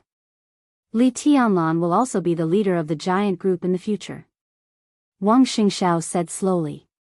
It's impossible for Emperor Dong's palace to do this. The disadvantages outweigh the advantages. It's not easy to control. Lu Shuanghua shook her head. The new group, Wang Xingxiao muttered to himself and smiled bitterly. He held the information and was silent for a long time. He was very ambitious and wanted a lot. In the final battle in Beihai, in addition to killing all the enemies, his most important goal was the Xianyuan Feng in Li Tianlan's hand. Or rather, ruthlessness. That was an important condition to ensure that the Wang family of Beihai was invincible. As compensation for Li Tianlan, after he got ruthlessness, he originally planned to give Li Tianlan a new group. But now, a new group had appeared. So what else could he give? It was impossible to take Xianyuan Feng without paying a huge price. If he snatched it, it meant that after the final battle in Beihai, the cooperation between the Wang family of Beihai and Emperor Dong's palace would be completely broken. They would turn against each other and then become mortal enemies. If that was the case, Wang Xingxiao was not afraid. With Xianyuan Feng, even Li Tianlan would not be his opponent. But the problem was that once he snatched it, the Lin clan's attitude would change. Wang Xingxiao rubbed his forehead hard. After a long time, he muttered to himself, "It's really difficult."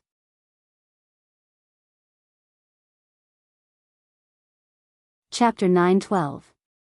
Wang Xingxiao finally put down the document in his hand.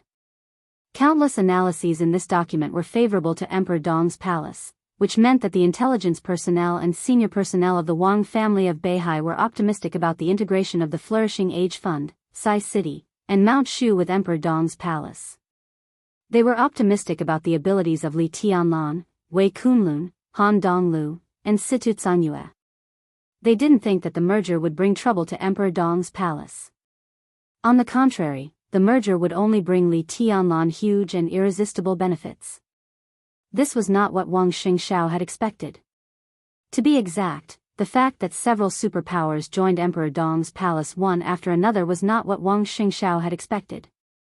He looked calm on the surface, but his mind was in a mess. The more he read the document, the less he could make up his mind. Shaking his head, Wang Xingxiao smiled and said, "That's it for now. Stay for lunch and have a drink together." Lu Shuanghua hesitated. He nodded and said, "All right." He stood up and said, "I'm going to talk to Xian Ming." As the person in charge of all the intelligence of Beihai in Zhongzhou State, it was necessary to talk to the person in charge of all the intelligence of Beihai and unify the intelligence in his hands. Wang Xingxiao nodded and agreed. Lu Shuanghua bowed slightly and took his leave. Just as he was about to leave the hall, his footsteps paused as if he wanted to say something. "What?" Wang Xingxiao noticed his abnormality and asked casually. Lu Shuanghua hesitated. Then he turned around and smiled. "Patriarch, what's the attitude of the Wang family of Beihai toward Emperor Dong's palace?" He had to ask this question clearly. Regardless of what he thought in his heart, he was the person in charge of Jiangnan society, responsible for collecting all the intelligence of Zhongzhou State for the Wang family of Beihai. The rise of Emperor Dong's palace was unstoppable. In the future, Li Tianlan would be more and more important on the stage of Zhongzhou State. If he did not figure out the attitude of Mount Dibbing in advance, it meant that Jiangnan society was likely to lose some important intelligence. "What do you mean?" Wang Xingxiao remained calm.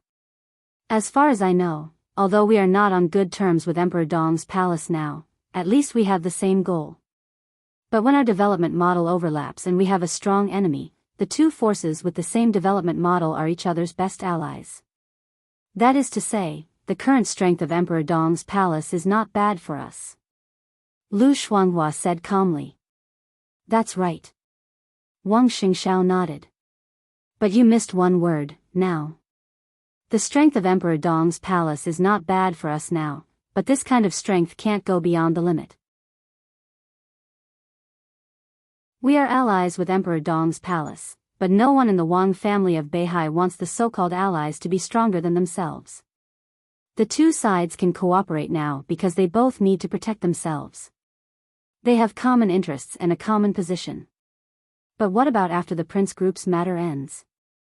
With a strong enemy on the side, the two forces with overlapping development models are indeed the best allies for each other. But Zhongzhou State can't always target Beihai and Emperor Dong's palace. Zhongzhou State needs opportunities. When there are no opportunities, tell me, what are the two forces with almost overlapping development models? Lu Shuanghua was silent for a while, then said softly, opponent.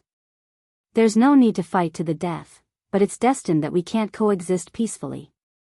Wang Xingxiao said slowly, to some extent, this kind of relationship is also a means to calm down strong enemies. He leaned back and said, you know what to do.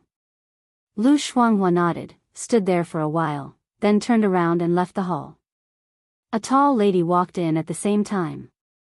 Lu Shuanghua glanced at her. The two nodded slightly and walked past each other.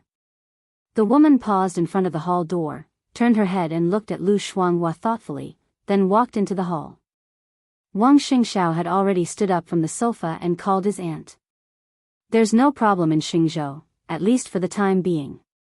Phoenix, who had an obvious scar on her face, said in a calm tone. This woman, who was entangled with the Wang family of Beihai but had to stay in Beihai because of summer solstice, could be said to be the strongest combat force of the Wang family of Beihai now.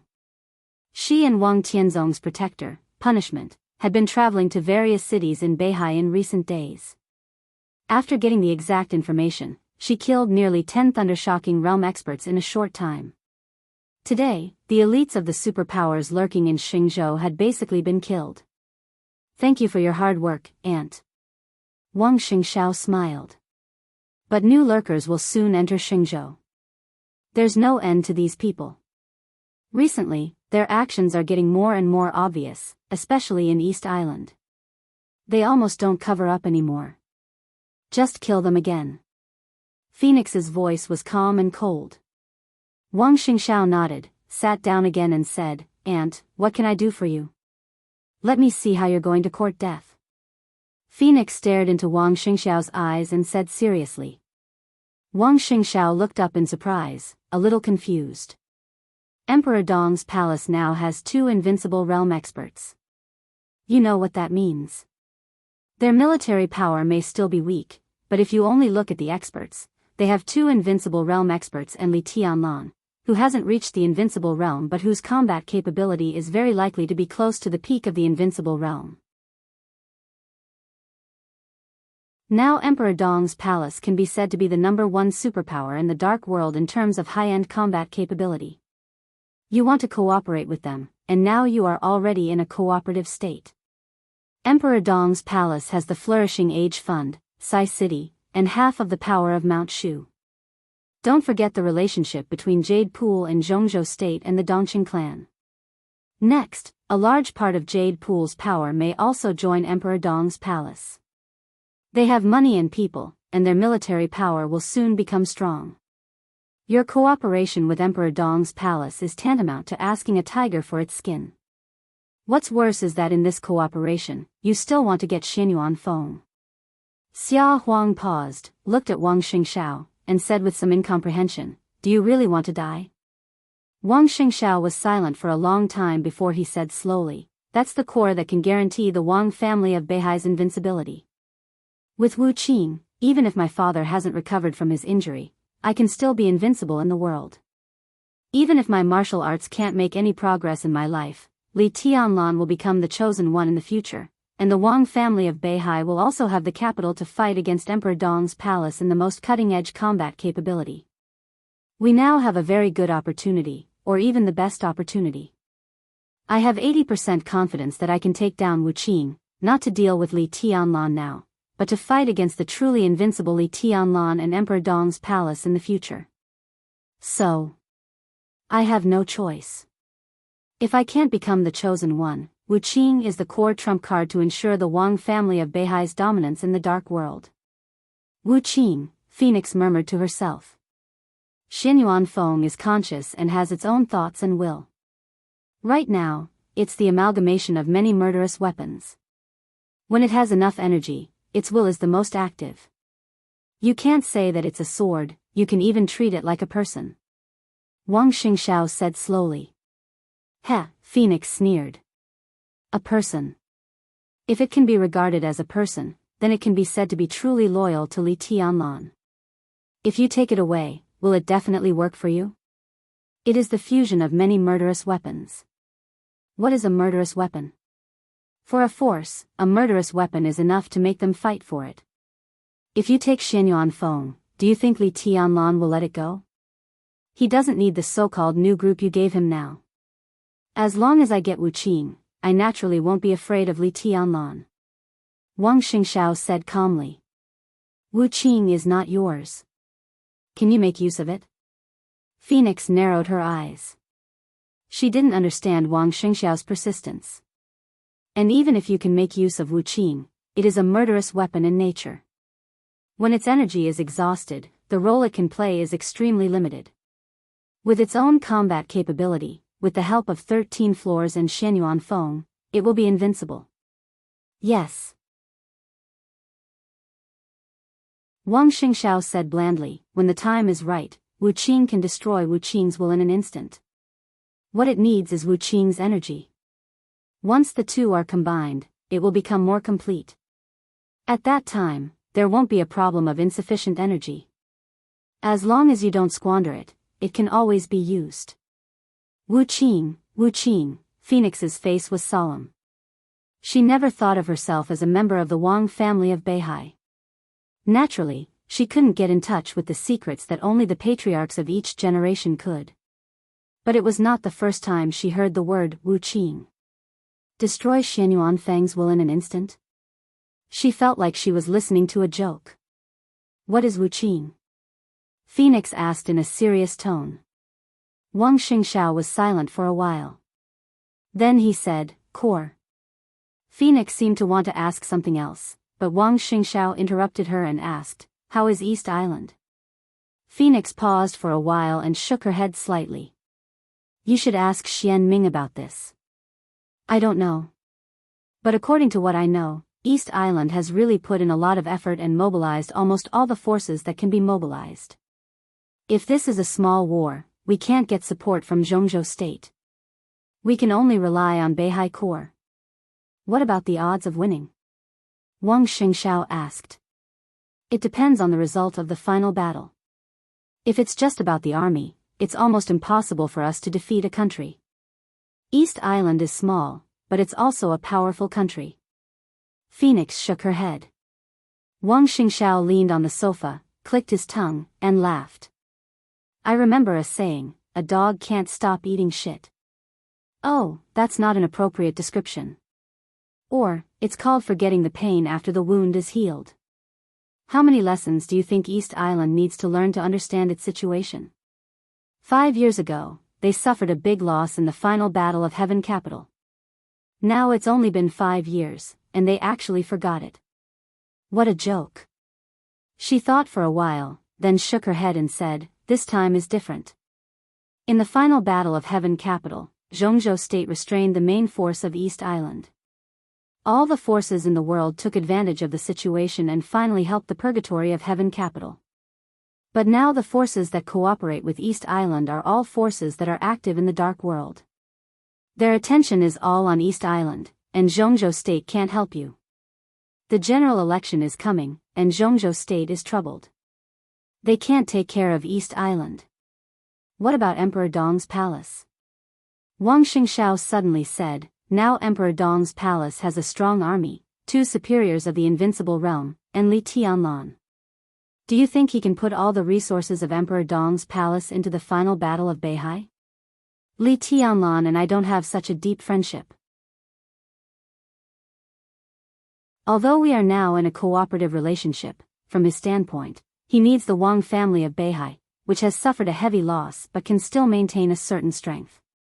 If Beihai wins the final battle, he doesn't want to see it. I'm sure that Li Tianlan won't use too much power in the final battle of Beihai. Now there's Du Hanin, Su Chu, and some elites of Emperor Dong's palace here.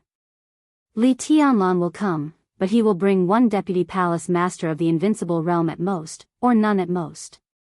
So, where will the 2 deputy palace masters go? Do you think? Wang Xingxiao's smile was complicated. Where will they go? Phoenix subconsciously straightened her body. East Island? Wang Xingxiao nodded. It's obvious, isn't it? It's a piece of cake for Li Tianlan to send most of the forces to take down East Island while East Island is empty. But in this way, Xianyuan City and Emperor Dong's palace will also be empty inside. Aren't they afraid? Afraid of what? Wang Xingxiao interrupted her. Is there anything in Xianyuan City that needs to be protected now? The construction of the city did cost a lot of money, but now Li Tianlan is not short of money. So what if he demolishes the castle? At worst, he can rebuild it. Besides, who will be interested in his castle? This has been proven long ago. In the past 2 years, except for the Burning Legion's raid on Tunan, Saint has been in Yuzhou for the past 2 years. Emperor Dong's palace is not invincible, but who dares to touch them? Let's not talk about whether they dare or not. What's the point? With the current strength of Emperor Dong's palace, no matter which force dares to touch the headquarters of Emperor Dong's palace, they will have to face Li Tianlan's crazy revenge. It's not necessary. Emperor Dong's palace must go to East Island. Not only Emperor Dong's palace, but also the Purgatory of Heaven Capital has been silent for too long. After the final battle of Heaven Capital, my father fought with Li Guangtu. He told me in private that Li Guangtu's martial arts were very special. Being able to return to the peak of the invincible realm was enough to explain a lot of things, but it also limited his upper limit. He couldn't touch the real supreme realm, but in terms of rebuilding the foundation, his martial arts were indeed unparalleled. In 2 years, Li Guangtu could at least restore some combat capability. In 2 years, Li Guangtu can at least restore some of his combat capability. Now East Island mobilizes people on a large scale, and its interior is empty. How can the Purgatory of Heaven Capital, which has been excluded in the past 2 years, let go of such a good opportunity? They will definitely take action. East Island's character is really stupid. After this, East Island will be very lively. East Island, Emperor Dong's palace, and the Purgatory of Heaven Capital will divide the world into 3? His voice was a little emotional. The most uncomfortable thing is that we have to deal with the next final battle. I'm afraid we won't have a share in East Island, the fat meat. He shook his head. What a pity.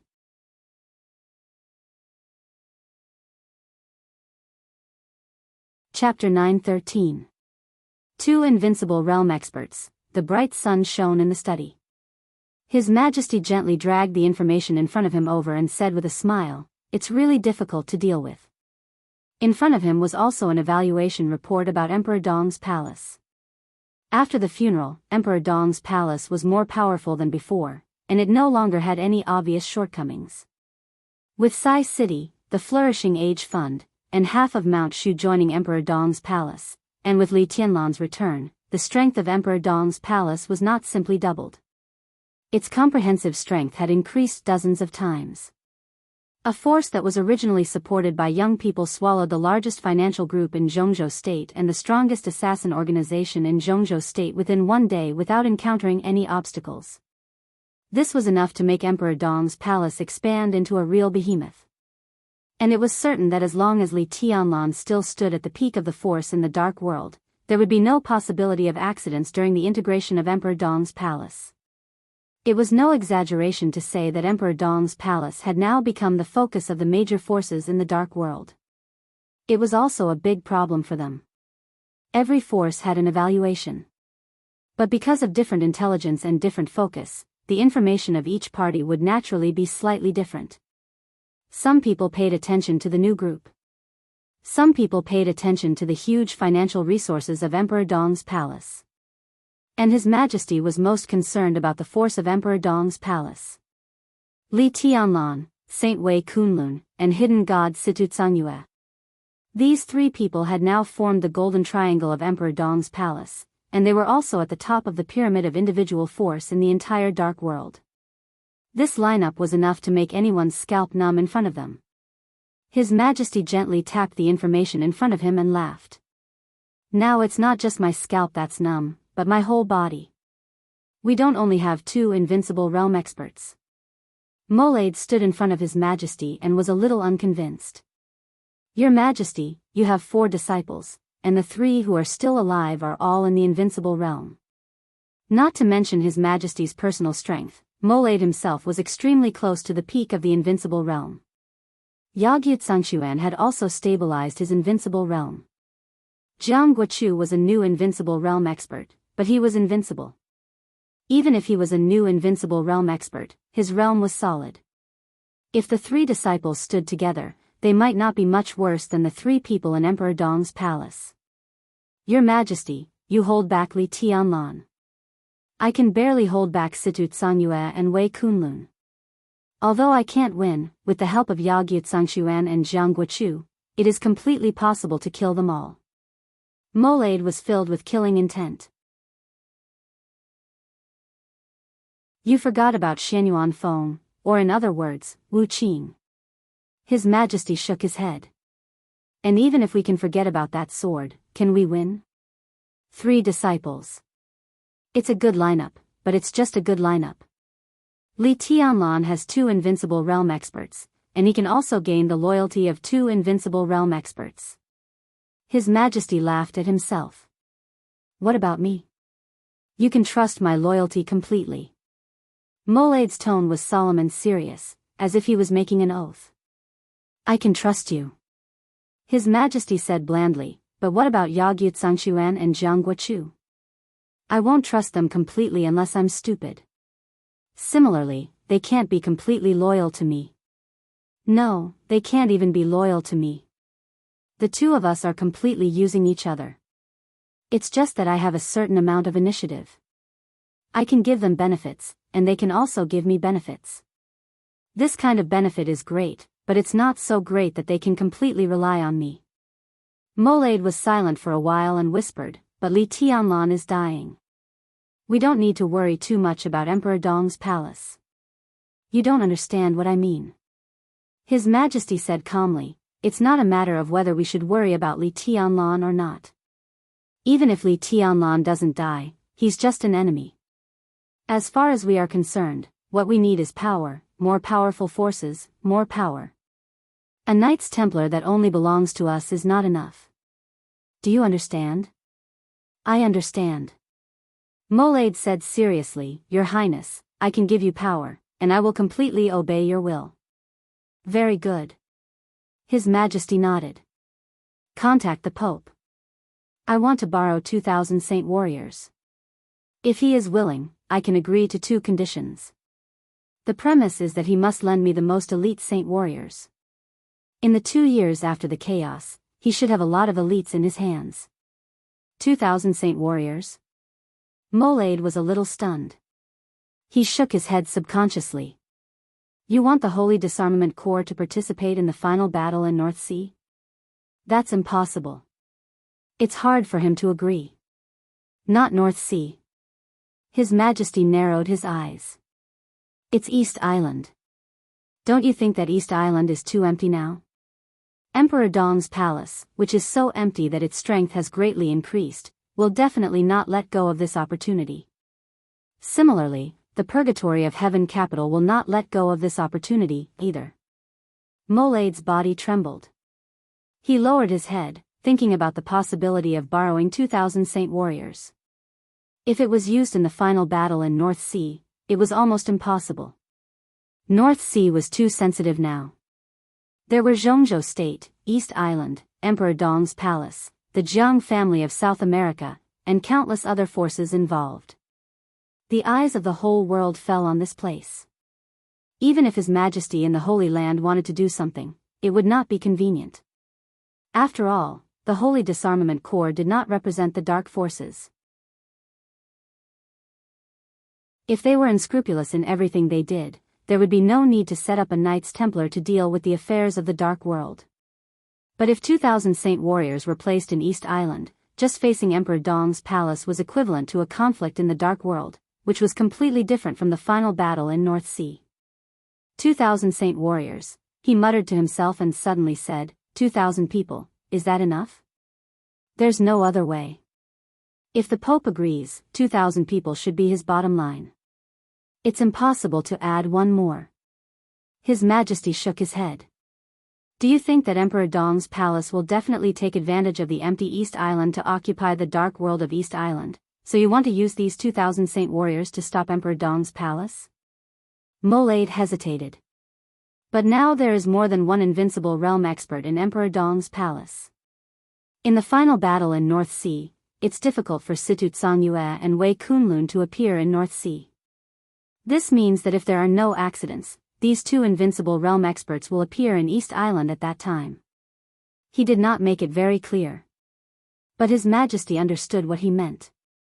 If Emperor Dong's palace's lineup in East Island consisted of two invincible realm experts and a large number of elites, 2,000 saint warriors would not be able to do anything at all. It doesn't matter. There's also the Purgatory of Heaven capital. I've reached an agreement with Li Kuangtu. As for the invincible realm experts, there will be at least one daybreak. His Majesty said simply. Are we going to cooperate with the Purgatory of Heaven capital in East Island? Molade frowned and was a little worried. After all, the Purgatory of Heaven capital had once occupied the dark world of East Island. Although it had not been a long time, it was just that they had not been exposed for a long time. Before the final battle in Heaven capital, no one knew how long they had developed in East Island. Even if they were severely suppressed now, they would definitely have countless pawns and countless special channels. His Majesty wanted East Island, but he had to cooperate with the Purgatory of Heaven capital. This was really asking a tiger for its skin. In the end, it was very likely that he would lose everything. To deal with Emperor Dong's palace, of course, we have to cooperate with the Purgatory of Heaven capital. But it's just cooperation on this matter. His Majesty laughed in a low voice. We also have Jifeng Sword Training School. In terms of influence, it is not inferior to the Purgatory of Heaven capital. So what we have to do is to secretly enter East Island in advance and make a move with the Purgatory of Heaven capital. When the forces of Emperor Dong's palace enter East Island, the two sides will work together to ambush them. Once they enter East Island, it will be difficult for them to go back alive. Molade suddenly became excited. After we get rid of Emperor Dong's palace, we'll deal with the Purgatory of Heaven capital first. Then we'll monopolize East Island? His Majesty looked at him strangely and shook his head. I don't want to fall out with Li Kuangtu yet. If everything goes well, he will withdraw from East Island. Molade was stunned and a little confused. His Majesty sighed. The Purgatory of Heaven capital entering East Island is not Li Kuangtu's decision, but his other preparation. He doesn't want to gain nothing. He promised to cooperate with us to attack Li Tianlan in Beihai, but he is also prepared for our failure in the final battle in Beihai. Although it is impossible, if we really fail, Li Kuangtu will return to East Island as soon as possible. At that time, with the failure, East Island will be greatly weakened, and he can regain control of the dark world of East Island. But what will happen if we succeed? Have you ever thought about it? Molade took a deep breath and was speechless for a while. If they succeeded in the final battle in Beihai, it meant that their plan was extremely successful. The Wang family of Beihai would be destroyed, and Li Tianlan would die. On the battlefield of East Island, as His Majesty and Li Kuangtu entered East Island, Wei Kunlun and Situ Tsangyue would definitely die, which also meant the destruction of Emperor Dong's palace. If we succeed, Li Kuangtu will not care about East Island at all. He may be a lunatic, but he is definitely not a fool. He will know how to retreat and compromise. At that time, as long as I show my determination to take over East Island, he will not entangle himself with me, because annexing Emperor Dong's palace is the most important thing for him at that time. Now Emperor Dong's palace is different from a few days ago. If the Purgatory of Heaven capital swallows Emperor Dong's palace, it means swallowing the flourishing Age Fund and Sai City. Such a big profit also means a big risk. Li Kuangtu will definitely do his best. So, Molade's voice was dry. At that time, Zhongzhou State will annex Beihai, Li Kuangtu will annex Tiannan, and will take over East Island. Each of us will get what we want. Not only East Island. His Majesty chuckled softly.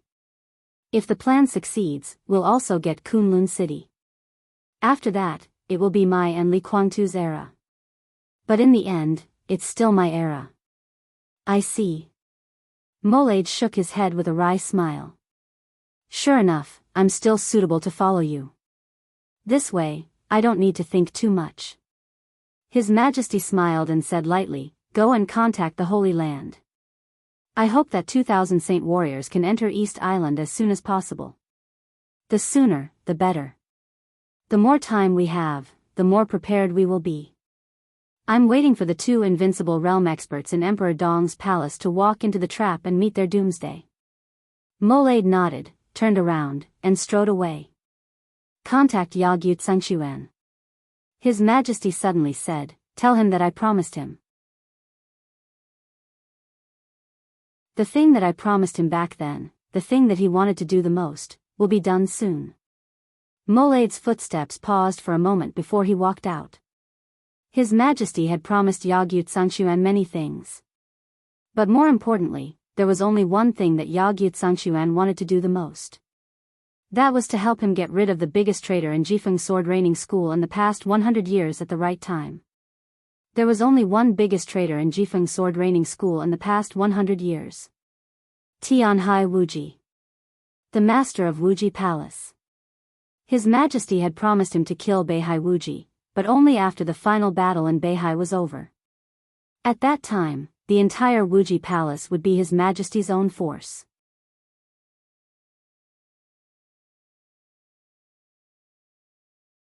Chapter 9:14.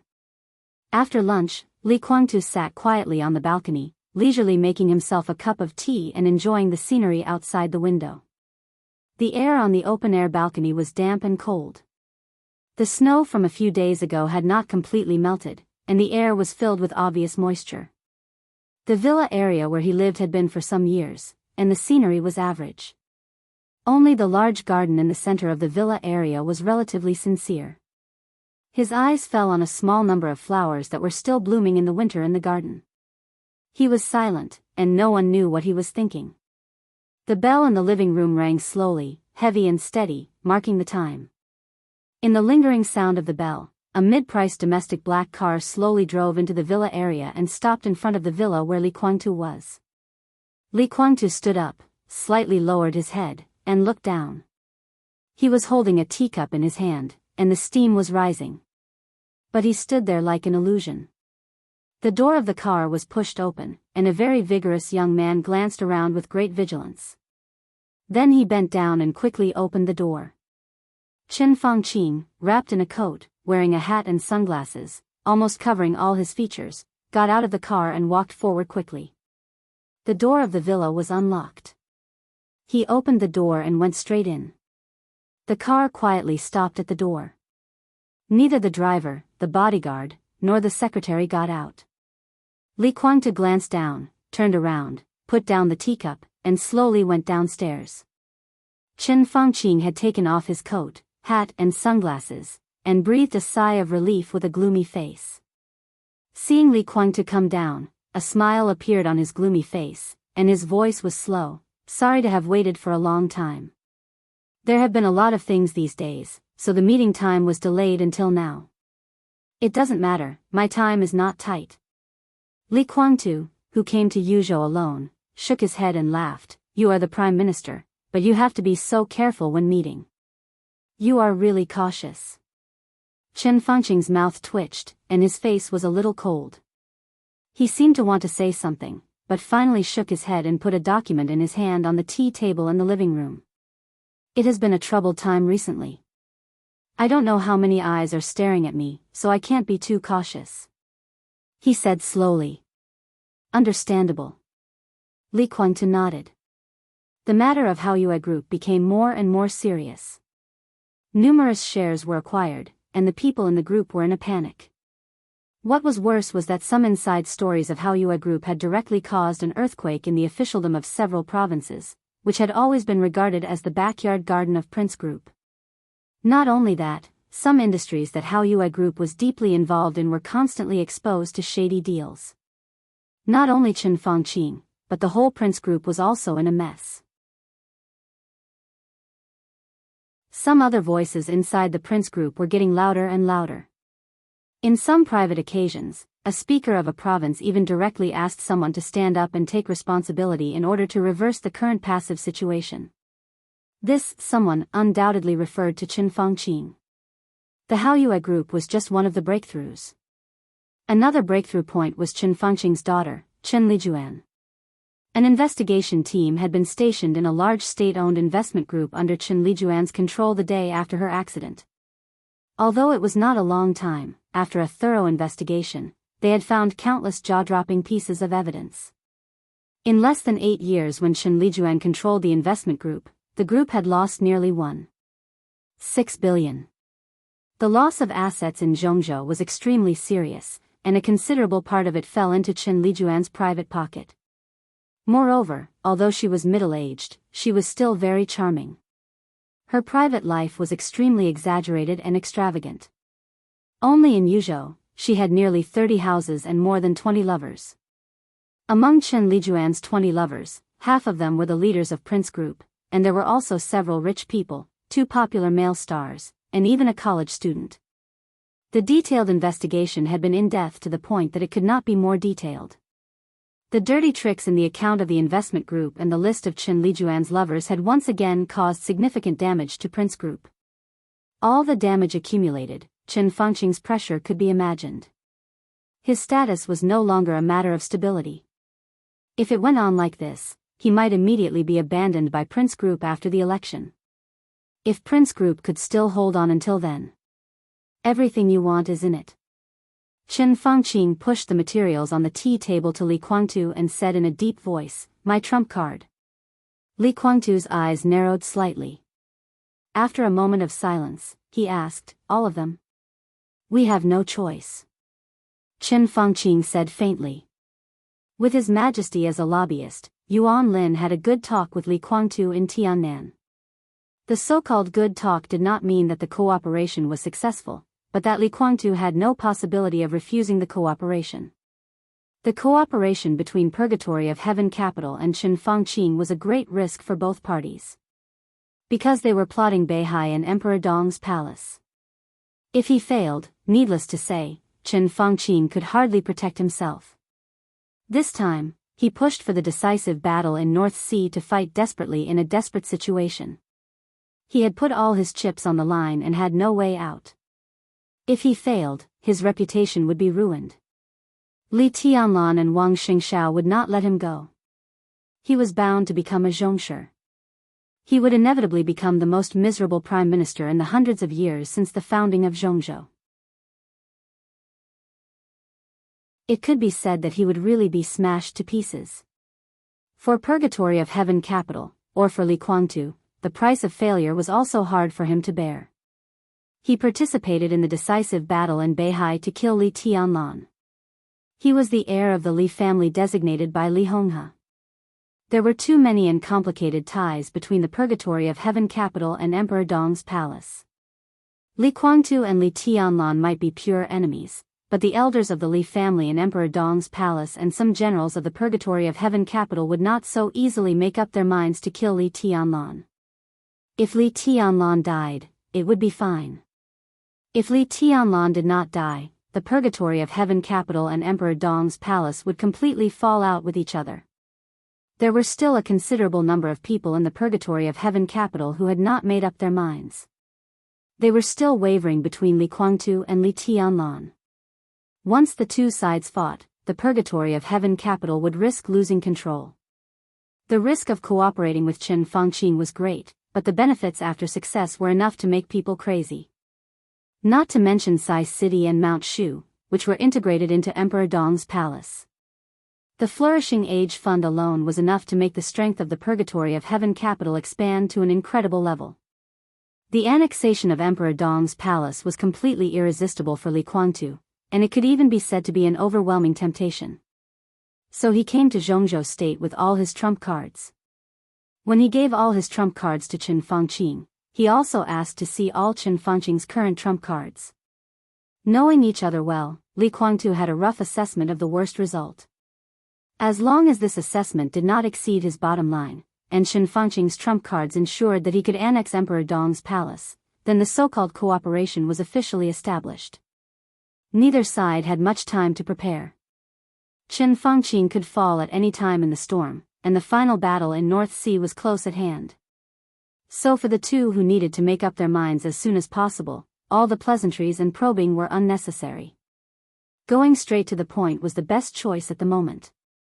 These things can fully prove that as long as we reach an agreement, in the cooperation, as long as you can do what you can, I can do what I can. Qin Fangqing said lightly. Li Guangtu quickly flipped through the information in his hand. The document was not long, and some of the key points had already been marked out. Although it was short, it contained all the hidden cards of a prime minister who was about to step down.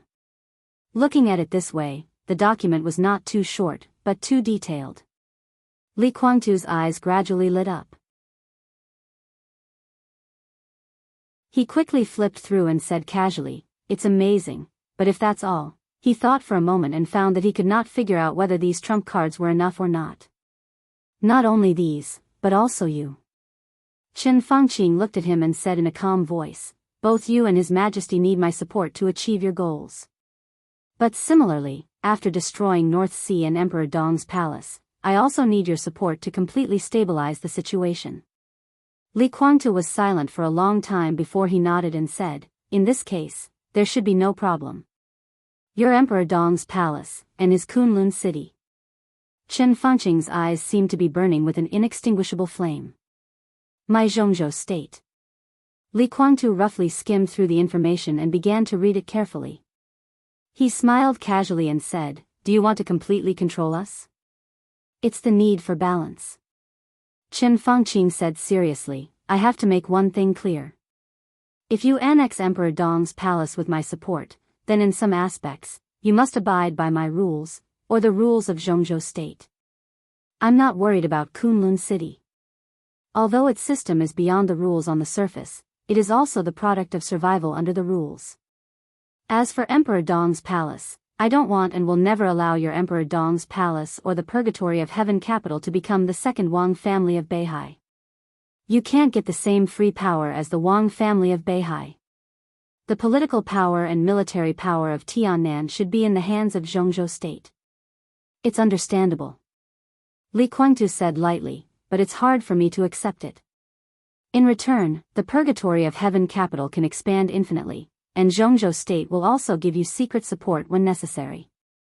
Qin Fangqing said seriously, "Zhongzhou state, you, and His Majesty, I hope to form a real win-win relationship. We can cooperate with each other and check and balance each other. Zhongzhou state doesn't need cancer, never." "Secret support," Li Guangtu thought for a moment and asked, "What kind of support?" "Everything." Qin Fangqing said lightly, "Money, intelligence, technology, force, any kind of support." Li Guangtu took a deep look at him. This was the order that Qin Fangqing thought about after winning the final battle. But obviously, he hadn't thought about the specific rules.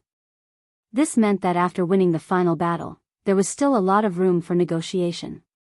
He nodded and directly requested, "I need a portion of the elites." "What do you want to do?" Qin Fangqing frowned. "Take back East Island first, the East Island that belongs to me." "Hee, the East Island that belongs to us," Li Guangtu said lightly. "East Island," Qin Fangqing frowned. "You've restricted Situ Tsangyue and Wei Kunlun. They can't appear in Beihai, but they will definitely appear in East Island." "I need some power," Li Guangtu said calmly. Qin Fangqing thought for a while and finally nodded. "Okay." Li Guangtu lowered his head and looked at the information in his hand again. He stood up with a smile and reached out his hand to Qin Fangqing. Happy cooperation. They held each other's hands tightly. There was no probing or even hesitation. When there was no way out, no matter who it was, they would show real decisiveness in the face of an opportunity. Both sides held each other's trump cards. Now, the possibility of betrayal was out of the question. In the face of huge interests, cooperation almost didn't need hesitation. The gloominess on Chen Fangqing's face disappeared little by little, and he seemed to relax a lot. How is the preparation in Beihai going? Li Kuangtu asked. Almost done. It will take about 10 days. Chen Fangqing smiled, and his eyes flashed with extremely cold light. He said softly, 10 days later, it will be our world. Li Kuangtu nodded, and after a moment of silence, he said slowly, I remember that Yuan Lin told me in Tiannan that before that, you want to give Li Tianlan a big gift. Chen Fangqing raised his eyebrows. When he was about to speak, there was a sudden knock on the door. The door of the villa was open. Yuan Lin stood in front of the door with a serious face. Come in. Chen Fangqing said in a deep voice. Yuan Lin walked in quickly, holding a photo in his hand. Li Kuangtu's eyes narrowed subconsciously, and he didn't say anything.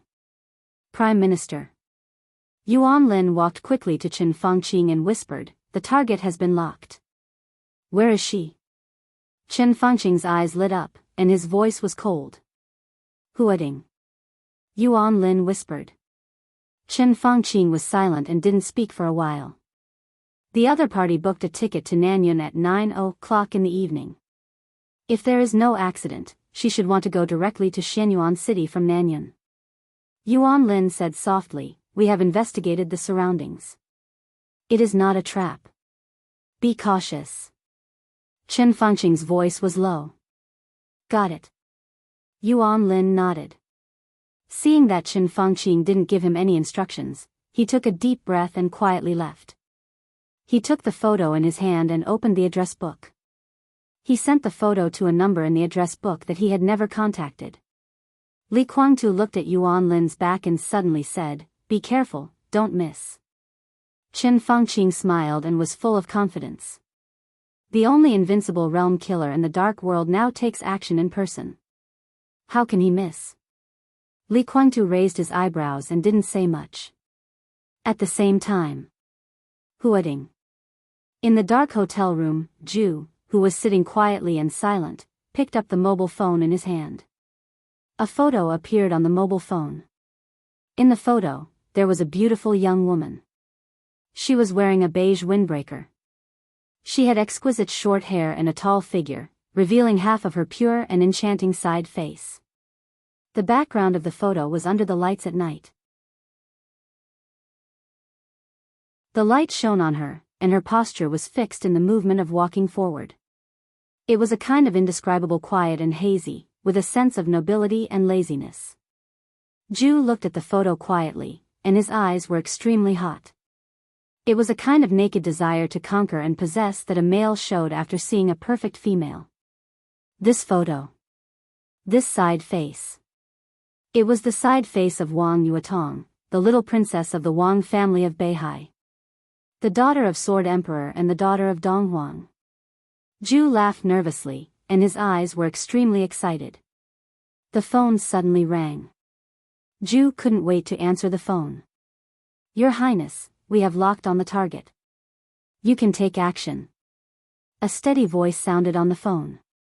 I will look for opportunities. Ju took a deep breath and was a little impatient. The target will fly directly to Nanyun at 9:00 tonight. We don't have much time. The steady voice reminded him. Then let's do it at the airport. Ju's eyes lit up. Tell me the target's current location. Although he was excited, he didn't forget the most basic tightness. Now he lurked around the target. As the target moved, he could determine whether there were masters around her to protect her. The steady voice gave an extremely detailed address. Ju nodded and said lightly, I see.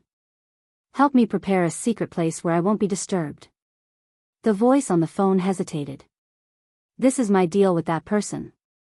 Ju licked his lips excitedly. We agreed that I can kill Wang Yuetong, but only if you let me play with her for a few days. His voice trembled slightly with excitement. I haven't played with a real princess yet. Ha, ha, ha, ha ha ha, this may be my only chance. Don't worry, I won't let her get out of bed alive.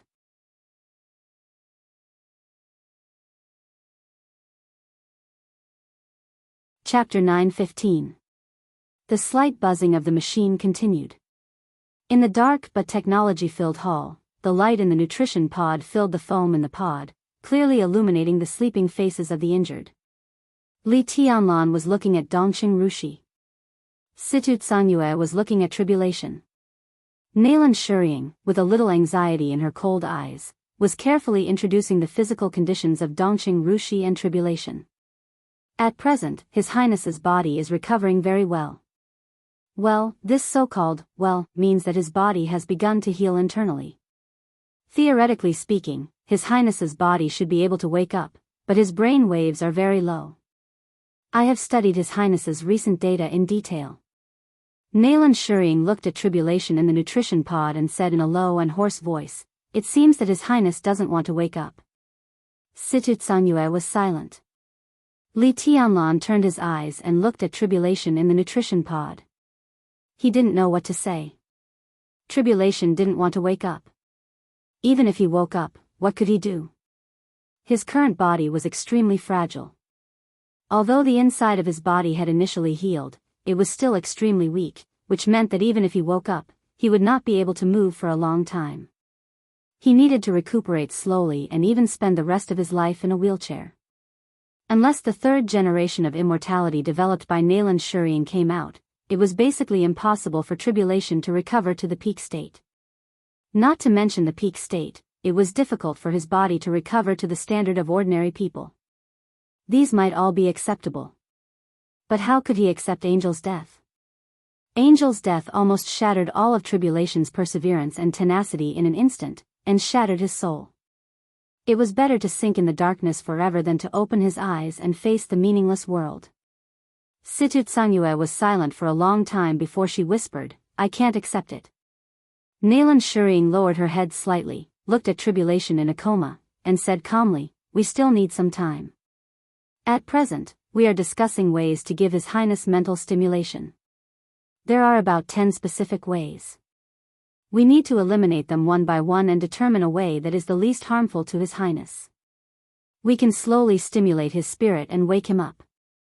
Situ Tsangyue nodded silently and said nothing. Naylan Shuriying breathed a sigh of relief. As soon as she relaxed, a bright and sharp gaze had enveloped her. An indescribable pressure seemed to fall on her in an instant. Her body stiffened slightly and she lowered her head. He said in a low voice, "Your Majesty, how is Rushi?" Li Tianlan asked. The corners of Naylan Shuriying's mouth twitched, but she didn't speak. She couldn't give a satisfactory answer to Li Tianlan, so she didn't know what to say at all. "Tell me the truth," Li Tianlan said lightly. Her situation is the opposite of His Highness Tribulation's to some extent. Miss Dongqing's brain waves are very chaotic, and her data fluctuates greatly. Sometimes she is very active, but the biggest problem is her body. Naylan Shuriying said in a low voice, "Her body was completely destroyed by a huge force, and the damage was very serious. According to the information provided by you and Jade Pool, I read some data about martial arts in the database of Beihai, which roughly simulated the power of the invincible realm and the physical strength of Miss Dongqing at that time. This data is not very accurate, but it is very useful for reference. Compared with the normal power of the invincible realm and the body of the peak of the thunder-shocking realm, all kinds of data show that the power of the invincible realm has caused almost irreparable damage to Miss Dongqing's body. Her recovery process will be very long." Her voice gradually deepened. "How long?" Li Tianlan asked. It was so long that there was almost no hope. This was what Naylan Shuriying said from the bottom of her heart. But she was very clear about the consequences of this sentence. So she was silent for a while, gritted her teeth, and whispered, "It will take at least 3 more years. If it doesn't go well, it will take about 5 years." "You mean, at most 5 years, Rushi can wake up," Li Tianlan said slowly. He didn't use an interrogative sentence, but a declarative sentence. "Yes." Naylan Shuriying gritted her teeth. At present, she was most concerned about the 3 injured people. Tribulation was one of them, but the method of mental stimulation could not determine the time. As for the other 2, one was Dongqing Rushi, and the other was the one from Worry-Free Villa. Both of them were waiting for her results, or the third generation of immortality potion. 5 years, this was the bottom line she gave herself. Before this time, she must officially put the third generation of immortality potion into clinical use. Li Tianlan took a deep breath and slowly exhaled. 3 to 5 years, he muttered to himself and said softly, I can wait. His voice was very soft, but it was with unconcealable hope and longing. Nalan Shuriying's heart sank slightly, but she still looked calm on the surface. She just bowed slightly to Li Tianlan.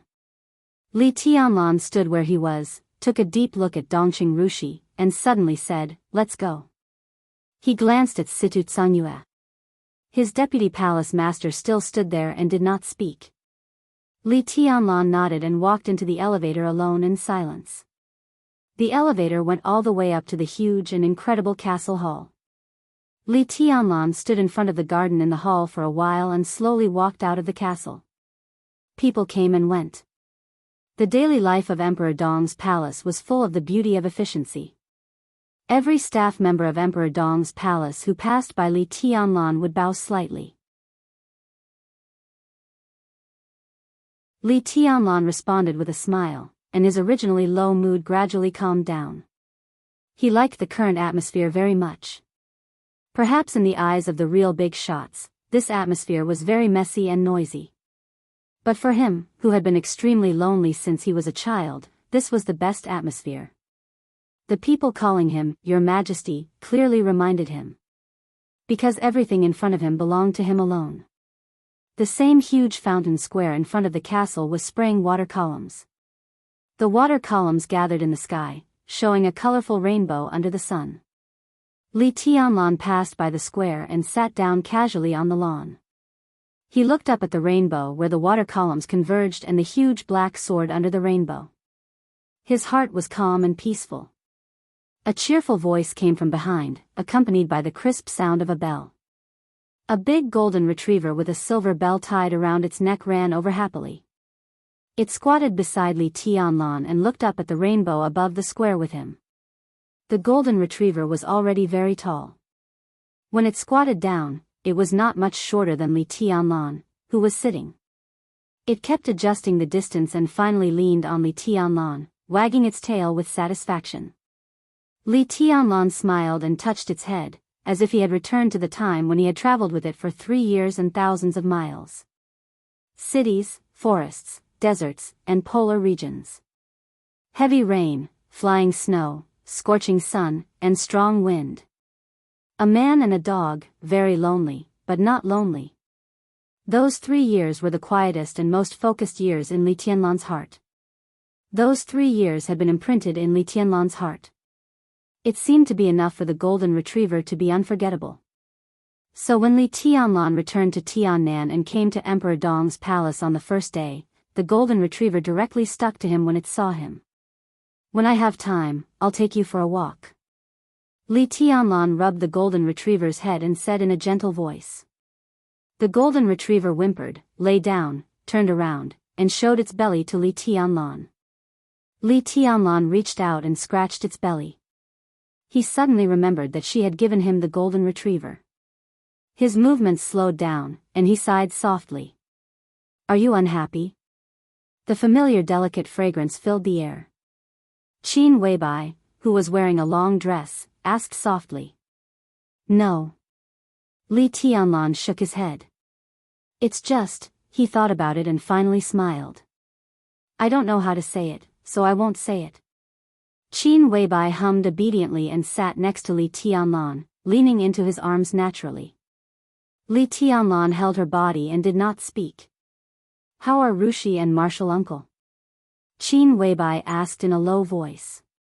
Li Tianlan was silent for a while, shook his head, and said softly, Rushi's health is very poor. Nalan said it will take at least 3 to 5 years. It's a long time, but it's not unacceptable. As long as she can recover, I can afford to wait. He took a deep breath. It's just that Martial Uncle's condition is very bad. Qin Weibai straightened up and looked at Li Tianlan. She had only met Tribulation a few times and was not familiar with him, but it did not mean that she did not care about his state. All the signs showed that, excluding the current Wang Tianzong and Li Tianlan, Tribulation could be said to be the person closest to the Chosen One. This meant that if he could recover, Emperor Dong's palace would truly be invincible in the cutting-edge force. It was not as simple as being at the peak of the invincible realm, or even the so-called half-step Chosen One. He was really only half a step away from that supreme realm, or even a little bit. Tribulation was a killer, an assassin. In that state, if Tribulation hid in the dark, even the real supreme Chosen One would have to face a formidable enemy. If he could recover, Emperor Dong's palace would truly become the strongest force in the dark world. Nalan means that Martial Uncle doesn't want to wake up, Li Tianlan whispered, and his eyes were a little dazed.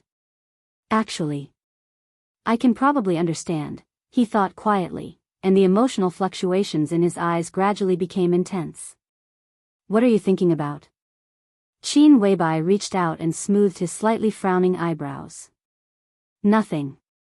Li Tianlan smiled and said softly, if I put myself in your shoes, I'm afraid I don't want to wake up if I lose you. It's probably what it's like to live a life worse than death. He reached out and held Qin Weibai tightly in his arms. Seeing Martial Uncle's state, I don't want to admit it, but I'm really scared. I can't understand Martial Uncle's psychology, but I can roughly imagine how I feel without you by my side. I can't imagine what I'll be like then. Everything in front of me seems to be meaningless. Qin Weibai's body tightened. She lowered her head slightly in Li Tianlan's arms, and her face was a little pale. After a long while, she forced a smile and said softly, I won't leave you. Her voice gradually became lower. As long as you don't drive me away. I dreamed a few days ago that you didn't want me and wanted me to leave. You were so fierce. Li Tianlan smiled and pinched Qin Weibai's ear, saying softly, no. Qin Weibai said yes and suddenly changed the topic. Military counselor has something to report to you.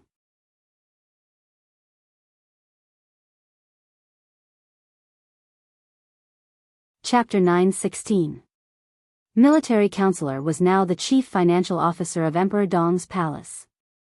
This position could be said to be really high-ranking and powerful. His hidden power was not much less than that of the two deputy palace masters. It was absolutely not an exaggeration to say that he was under one person and above tens of thousands of people. But Li Tianlan didn't like military counselor. Or rather, he didn't like him very much. Although he brought the Flourishing Age Fund with him, he also brought some huge wealth that had not been exposed outside the Flourishing Age Fund but already belonged to Li Tianlan. But he just didn't like him. No one would like a talent who clearly had enough ability and could even be said to be at his peak but didn't want to assist him. Instead, he wanted to retire all day long. Military counselor was such a person. Not to mention that there was no sign of his personal strength declining.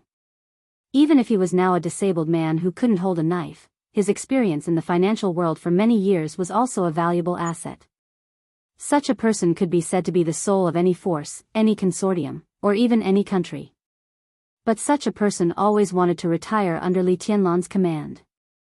Li Tianlan would be depressed no matter how generous he was. It was obvious that he didn't like military counselor, and military counselor didn't seem to like him very much.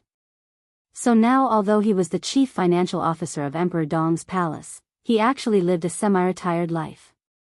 Li Tianlan needed to find a group of capable and loyal talents in a short time to take over everything of the Flourishing Age Fund. There were now some candidates to control the finance, but there was no one who could replace military counselor. So military counselor was held down by Li Tianlan. Military counselor didn't object to anything. He seemed to have been quietly playing his role. He didn't express the slightest opinion on anything other than finance. Li Tianlan returned to Emperor Dong's palace for a few days. He had seen almost all the people he should see, but he hadn't seen military counselor. They didn't hate each other, but it was true that they tried to reduce the chances of meeting each other. So when he heard Qin Weibai's words, he subconsciously froze. Military counselor? Why not Han Xinyan? Han Xinyan was Han Dongluo's daughter. And now she was Li Tianlan's secretary. If the Samsara Palace had always existed and its economic power had always been hidden, when Han Donglu retired, Han Xinyan would become the new military counselor, a pure military counselor. Therefore, although she was very young, Li Tianlan had no doubt about her ability under Han Donglu's training. Although military counselor wanted to retire, he could directly merge the flourishing age fund into Emperor Dong's palace without any tricks, which in itself showed his attitude. Making his daughter Li Tianlan's secretary was also a way out for her, and it was a bright enough road to heaven. Standing by Li Tianlan's side and taking charge of the overall affairs of Emperor Dong's palace, this perspective and this platform was undoubtedly the broadest. In fact, Han Xinyan was the only candidate to replace the military counselor in the future. Of course, it's something important. There are a lot of things that he doesn't want his daughter to know. This can be considered a kind of protection. But Xinyan is your secretary now, so she will know some things eventually. Qin Weibai leaned against Li Tianlan, her voice languid. It's unnecessary. Li Tianlan frowned. Since you want to protect her, why did you ask her to be my secretary? Qin Weibai hesitated. Li Tianlan narrowed his eyes and pulled Qin Weibai's soft earlobe. Don't move. Qin Weibai's body was a little soft, and she got rid of Li Tianlan's hand. She sighed and said with a smile, military counselor is very cautious. In the Samsara Palace, he represents the wealth and intelligence of the Samsara Palace. All the operations in the dark are planned and executed by him. Palace Master can give him complete trust in the beginning. In terms of wealth, this is something on the surface, so Han Xinyan will definitely get in touch with this area. But now the Samsara Palace has become Emperor Dong's palace, and you are the Palace Master. He is not sure if you have enough trust in him. He doesn't let Han Xinyan get in touch with things other than the Flourishing Age Fund because he is afraid that you will suspect him and his daughter. This is his protection for his daughter. Even if you want Xinyan to be the new military counselor in the future and let her get in touch with the intelligence system other than the Flourishing Age Fund, and even that saber, such a decision should be made by you. Xinyan will know something only if you agree. If you don't, with military counselor's cautiousness, how can he take the initiative to tell his daughter these things? Li Tianlan was silent for a while. He said softly, in the end, he still doesn't treat me as one of his own. That's normal. Qin Weibai said softly, but you can treat Xinyan as one of your own. Not to mention military counselor, even I am not sure about your position for Xinyan. Do you want her to become the next military counselor or a pure chief financial officer? As a personal secretary, as long as you want, she can get in touch with a lot of things. What do you think? Li Tianlan asked suddenly. Facing her man, Qin Weibai naturally would not avoid anything. She reached out and touched the golden retriever lying obediently in front of them. She said with a smile, if it's the chief financial officer, Han Xinyan is very qualified. It can even be said that she can replace military counselor now. But if you want her to be the new military counselor, I'm afraid it will take some time to train her. Li Tianlan touched his pocket, took out a cigarette, lit it, took a deep breath, and shook his head. There is no other way. Emperor Dong's palace has a lot of things, but it has always been short of manpower. It is better to train her than to have no candidate. Qin Weibai bit her lower lip and did not speak. In fact, she had a better candidate in mind. If he agreed to join Emperor Dong's palace, he would be more than enough to be Li Tianlan's personal secretary to coordinate the overall situation, military counselor to control the remaining forces of Samsara Palace, or deputy palace master. But now Li Tianlan might not be able to afford it. Flaming Fire, who had been with her for a long time, was undoubtedly the most suitable candidate. She smiled and shook her head subconsciously. Flaming Fire and military counselor were the same. If she was willing to come back, military counselor would not want to retire. After all, she could not let go. Let him come over. Li Tianlan said, with Han Xinyan. This was undoubtedly a kind of attitude. Not to military counselor, but to Han Xinyan. Qin Weibai said yes, took out her mobile phone, and sent a message. Li Tianlan held a cigarette and looked down at the golden retriever lying in front of him with squinted eyes. No one knew what he was thinking. Military counselor and Han Xinyan came quickly. Just after smoking a cigarette, the father and daughter appeared in front of Li Tianlan. Your Majesty. Han Xinyan bowed slightly. Military counselor just nodded casually. Li Tianlan glanced at him and asked directly, "What's the matter?" Military counselor hesitated a little and glanced at his daughter beside him. "She is my secretary. There is nothing in Emperor Dong's palace that she can't know. Your caution is meaningless," Li Tianlan said blandly. Military counselor smiled calmly and did not hide his little thoughts at all. Looking at Li Tianlan's eyes, he thought for a moment and said calmly, "Well, Your Majesty, after knowing the termination plan and Your Majesty's attitude, we made some arrangements." Li Tianlan's eyes suddenly focused. He knew who the main target of the termination plan was, so he was completely focused. "You?" Military counselor quickly glanced at Qin Weibai out of the corner of his eye. Qin Weibai lowered her head and reached out to gently pull the golden retriever's folded ears. The golden retriever shook its head and tail very happily. "Saint and I," military counselor said calmly. "Tell me the details." Li Tianlan took a deep breath and said blandly. Military counselor took out his mobile phone from his pocket and sent a video. The video was quickly connected. He handed the mobile phone to Li Tianlan and said softly, "It's best for her to talk to you." Li Tianlan raised his eyebrows, took the mobile phone casually, and glanced at the screen. On the screen was a young face. It was a beautiful face that looked extremely pure but had a hint of enchanting charm. Li Tianlan was instantly stunned. He looked at the screen, and his eyes were a little dazed. "Your Majesty, I'm hallucinating." The woman's voice was a little hoarse and sounded extremely sexy. Li Tianlan stared at the face that belonged to Wang Yuetong that he hadn't seen for a long time. The moment he saw her, Li Tianlan was sure that she was not Wang Yuetong. That kind of respect and uneasiness could never appear on Wang Yuetong's face. But this face was too similar, almost exactly the same as Wang Yuetong's. Hallucinating is good at disguise and camouflage, and has reached the top level in this aspect. I'm afraid no one can see the flaws except Miss Yuetong's relatives. Military counselor said softly, "So we made her disguise as Miss Yuetong and played a game." Li Tianlan took a deep breath. "Go on." "Your Majesty, I'm in Huading." Hallucinating said softly, "We deliberately released the news. What is certain is that as early as a few days ago, someone had already targeted me, but the other party was very cautious and didn't seem to be sure whether it was a trap or not. I have booked a ticket to Nanyuan tonight. A few days is enough for them to confirm that there are no masters around me to protect me. My whereabouts to Nanyuan are very obvious.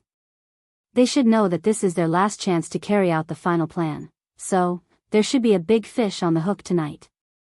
Li Tianlan gently raised the corner of his mouth with a faint smile. "How big is the fish?" "Probably the invincible realm." Military counselor took over the conversation.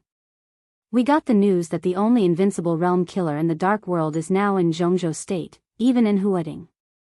He looked at Li Tianlan and said softly, "Your Majesty, before the final battle in North Sea, maybe we can make the other party lose an invincible realm expert first." Li Tianlan narrowed his eyes and was silent for a while. Then he said lightly, "Prepare the plane, let's go to Huading." "Okay." As Li Tianlan's secretary, Han Xinyan was the first to speak.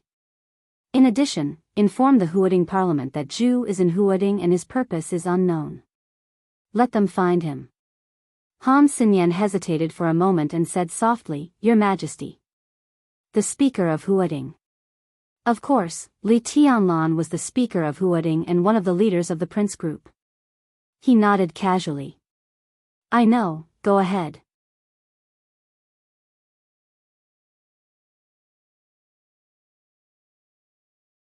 Chapter 9:17. The sunlight shone in through the window. On the marble table with several exquisite desserts, there were confidential documents issued by the Parliament of Zhongzhou State in the past year.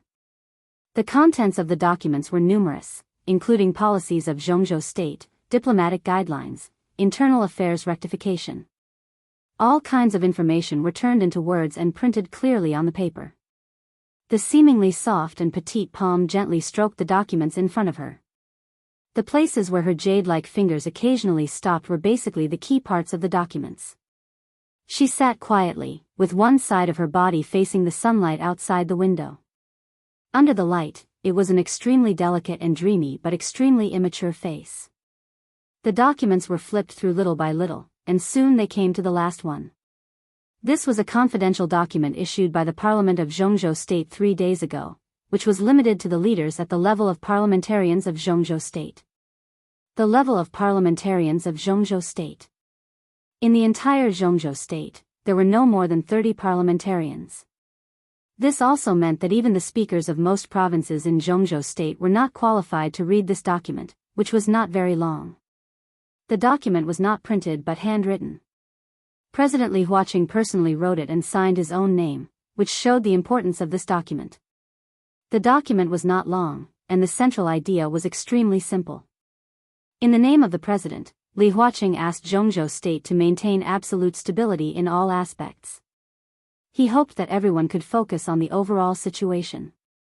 In the current situation, unity was more important than anything else. The document was repeated more than 1,000 times. However, sensitive words such as stability, unity, and the overall situation were repeated dozens of times. Because of these keywords, the plain document seemed to have a shocking power. In the sunlight, the somewhat blurred but almost perfect immature face gradually tightened. Her brows furrowed little by little. "Uncle Zhong, is something big going to happen?" It was the voice of a young girl. It was clear and cold, but it was incomparably pleasing to the ears. Her voice was neither fast nor slow, with an indescribable calmness and quietness, like a clear spring, clear without any impurities. Opposite the girl, Zhong Yongming, who was reading the written report of his subordinate behind the desk, was slightly stunned, and then smiled. "Why do you ask?" "The president has been emphasizing unity, the overall situation, and stability. My teacher once told me that the more something is repeatedly emphasized, the more it shows that this thing is actually very fragile." The girl looked at Zhong Yongming quietly, and her voice was clear and indifferent. "Is the overall situation of Zhongzhou State very fragile?" Zhong Yongming looked into the girl's eyes and felt that it was ridiculous. As a senior member of parliament in Zhongzhou State and the speaker of Heartwarming, he had seen countless people in his life.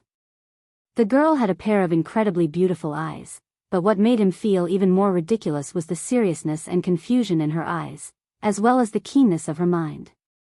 The girl had been staying in his house for a few days. Zhong Yongming had never heard of her name before. But this girl, who was as beautiful as the most delicate doll, was accompanied by 4 terrifyingly powerful bodyguards on her first visit to Heartwarming. 3 were at the peak of the thunder-shocking realm and 1 was a half-step invincible realm expert. In today's dark world, this lineup could even wipe out some medium-sized dark forces. As the girl entered Heartwarming, he received a call from Gu Xingyun in person. On the phone, Gu Xingyun said that this girl named Gu Xianyan was his student and also his goddaughter. He hoped that Zhong Yongming could take good care of her. For some reason, or perhaps it was the so-called unity, stability, and the overall situation. Zhong Yongming agreed to Gu Xingyun's request and simply handed over the girl and his 4 companions. The bodyguards took them to the director's compound of Heartwarming. He was the speaker of Heartwarming and occupied the largest and most luxurious building in the councillor's compound. It was not a problem for a few people to live there. After a few days of interaction, Zhong Yongming roughly understood the current situation of this 15-year-old girl. This trip to Heartwarming could be said to be Gu Xinyan's first time in the secular world. However, she did not know what she should do. She was like a little girl who was lost about her future. However, unlike the confusion of ordinary people, although she couldn't find her direction for the time being, she was extremely clear-headed. The first person she came into contact with after entering the secular world was the speaker of Heartwarming. This starting point was not low, so she instinctively seized the opportunity and began to get in touch with some things she could not get in Kunlun City. The confidential documents of the parliament, the institutional structure of Heartwarming, the military and political structure of Zhongzhou State, the specific status of Kunlun City in Zhongzhou State, and the specific meaning of Zhong Yongming, the Zhongzhou counselor, in Zhongzhou State.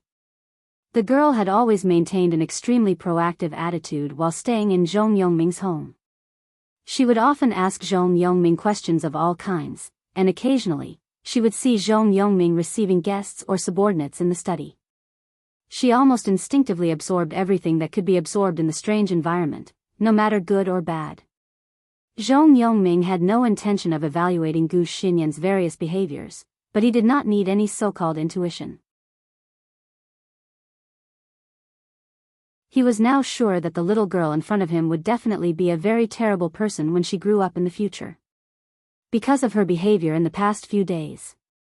Her behavior was very proactive, even with some aggressiveness that she herself was not aware of. But in general, her behavior was not too out of line. Her mind was sharp, her heart was calm, and her instincts were terrible. These might be what made her different. But the most important thing was that Zhong Yongming clearly knew that this girl was different, but he unconsciously lowered his guard against her in the past few days. For example, now, he took out all the confidential documents and reviewed some reports from various departments of Heartwarming in the study, leaving Gu Xianyan to stay here. About 10 minutes later, there would be a conversation between him and the deputy speaker of Heartwarming. This was a very strange feeling. Zhong Yongming knew that he should not be like this. The other party was indeed just a girl. But she was Gu Xinyan's student and adopted daughter.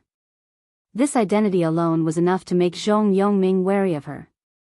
Although the Special Warfare Group and the Prince Group were both in troubled times, and the two groups would work closely together again in the face of difficulties, no matter how reliable the allies were, they were not on the same side after all. Moreover, the girl was different enough. Although she was confused, she had shown a certain degree of maturity. It was impossible for anyone here to be defenseless against her. But Zhong Yongming was not on guard. Maybe there was at the beginning, but it soon disappeared. Zhong Yongming himself did not know when it disappeared. Not only that, the documents he personally brought to the other party even contained some internal decisions of the Prince Group. Zhong Yongming himself could not tell why, but he felt that it was very natural to get along with this little girl. It was like getting along with the younger generation of his family. All his vigilance slowly disappeared in the short time they got along, and finally turned into emotion. He did not know the existence of Gu Xianyan before. But now seeing her, he had a very clear intuition that the girl in front of him would be even more important than Gu Hanshan and Li Qingqing in the future. It's not too serious. Thinking silently, he shook his head subconsciously and lit a cigarette subconsciously. He said subconsciously, it's true that the interior of Zhongzhou State is not very peaceful. It's mainly our side, well, and my adoptive father's side. We are in a lot of trouble at present. The president's position has changed now. He demands stability and unity. It seems that he has made up his mind. What determination? Gu Xianyan blinked her eyes. Her eyes were bright and dreamy, as deep as an incomparably gorgeous starry sky. He's going to attack us, right? Prime Minister. Zhong Yongming narrowed his eyes. But it shouldn't be so fast. There is still the decisive battle in Beihai, which is our last hope. But the signal has been clearly expressed in the president's document. Gu Xianyan listened quietly and did not speak. Zhong Yongming said for a while, then suddenly laughed and said, "Little girl, do you understand?" "I don't understand, but I will write it down." Gu Xianyan chuckled, walked to the table, took the pen in Zhong Yongming's hand, took out a piece of white paper and began to record. It looked like a letter. But it was messy. The girl had a good memory. She wrote down some sensitive information that she had come into contact with during this period of time. She didn't care whether it was useful or not. Anyway, someone would filter it. Some internal decisions and discussions of the Prince Group were written down by her. In addition, some things about Kunlun City were also written down by her seriously. She thought and wrote carefully, and the content of the letter became longer and longer. Zhong Yongming chuckled and didn't care. He lowered his head and continued to read the documents. I've got it. I'm going out to play. After Gu Xianyan finished writing the letter, she put down the pen and ran out of the study happily. Zhong Yongming looked at her back and a doting smile appeared on his face. The young figure trotted all the way downstairs.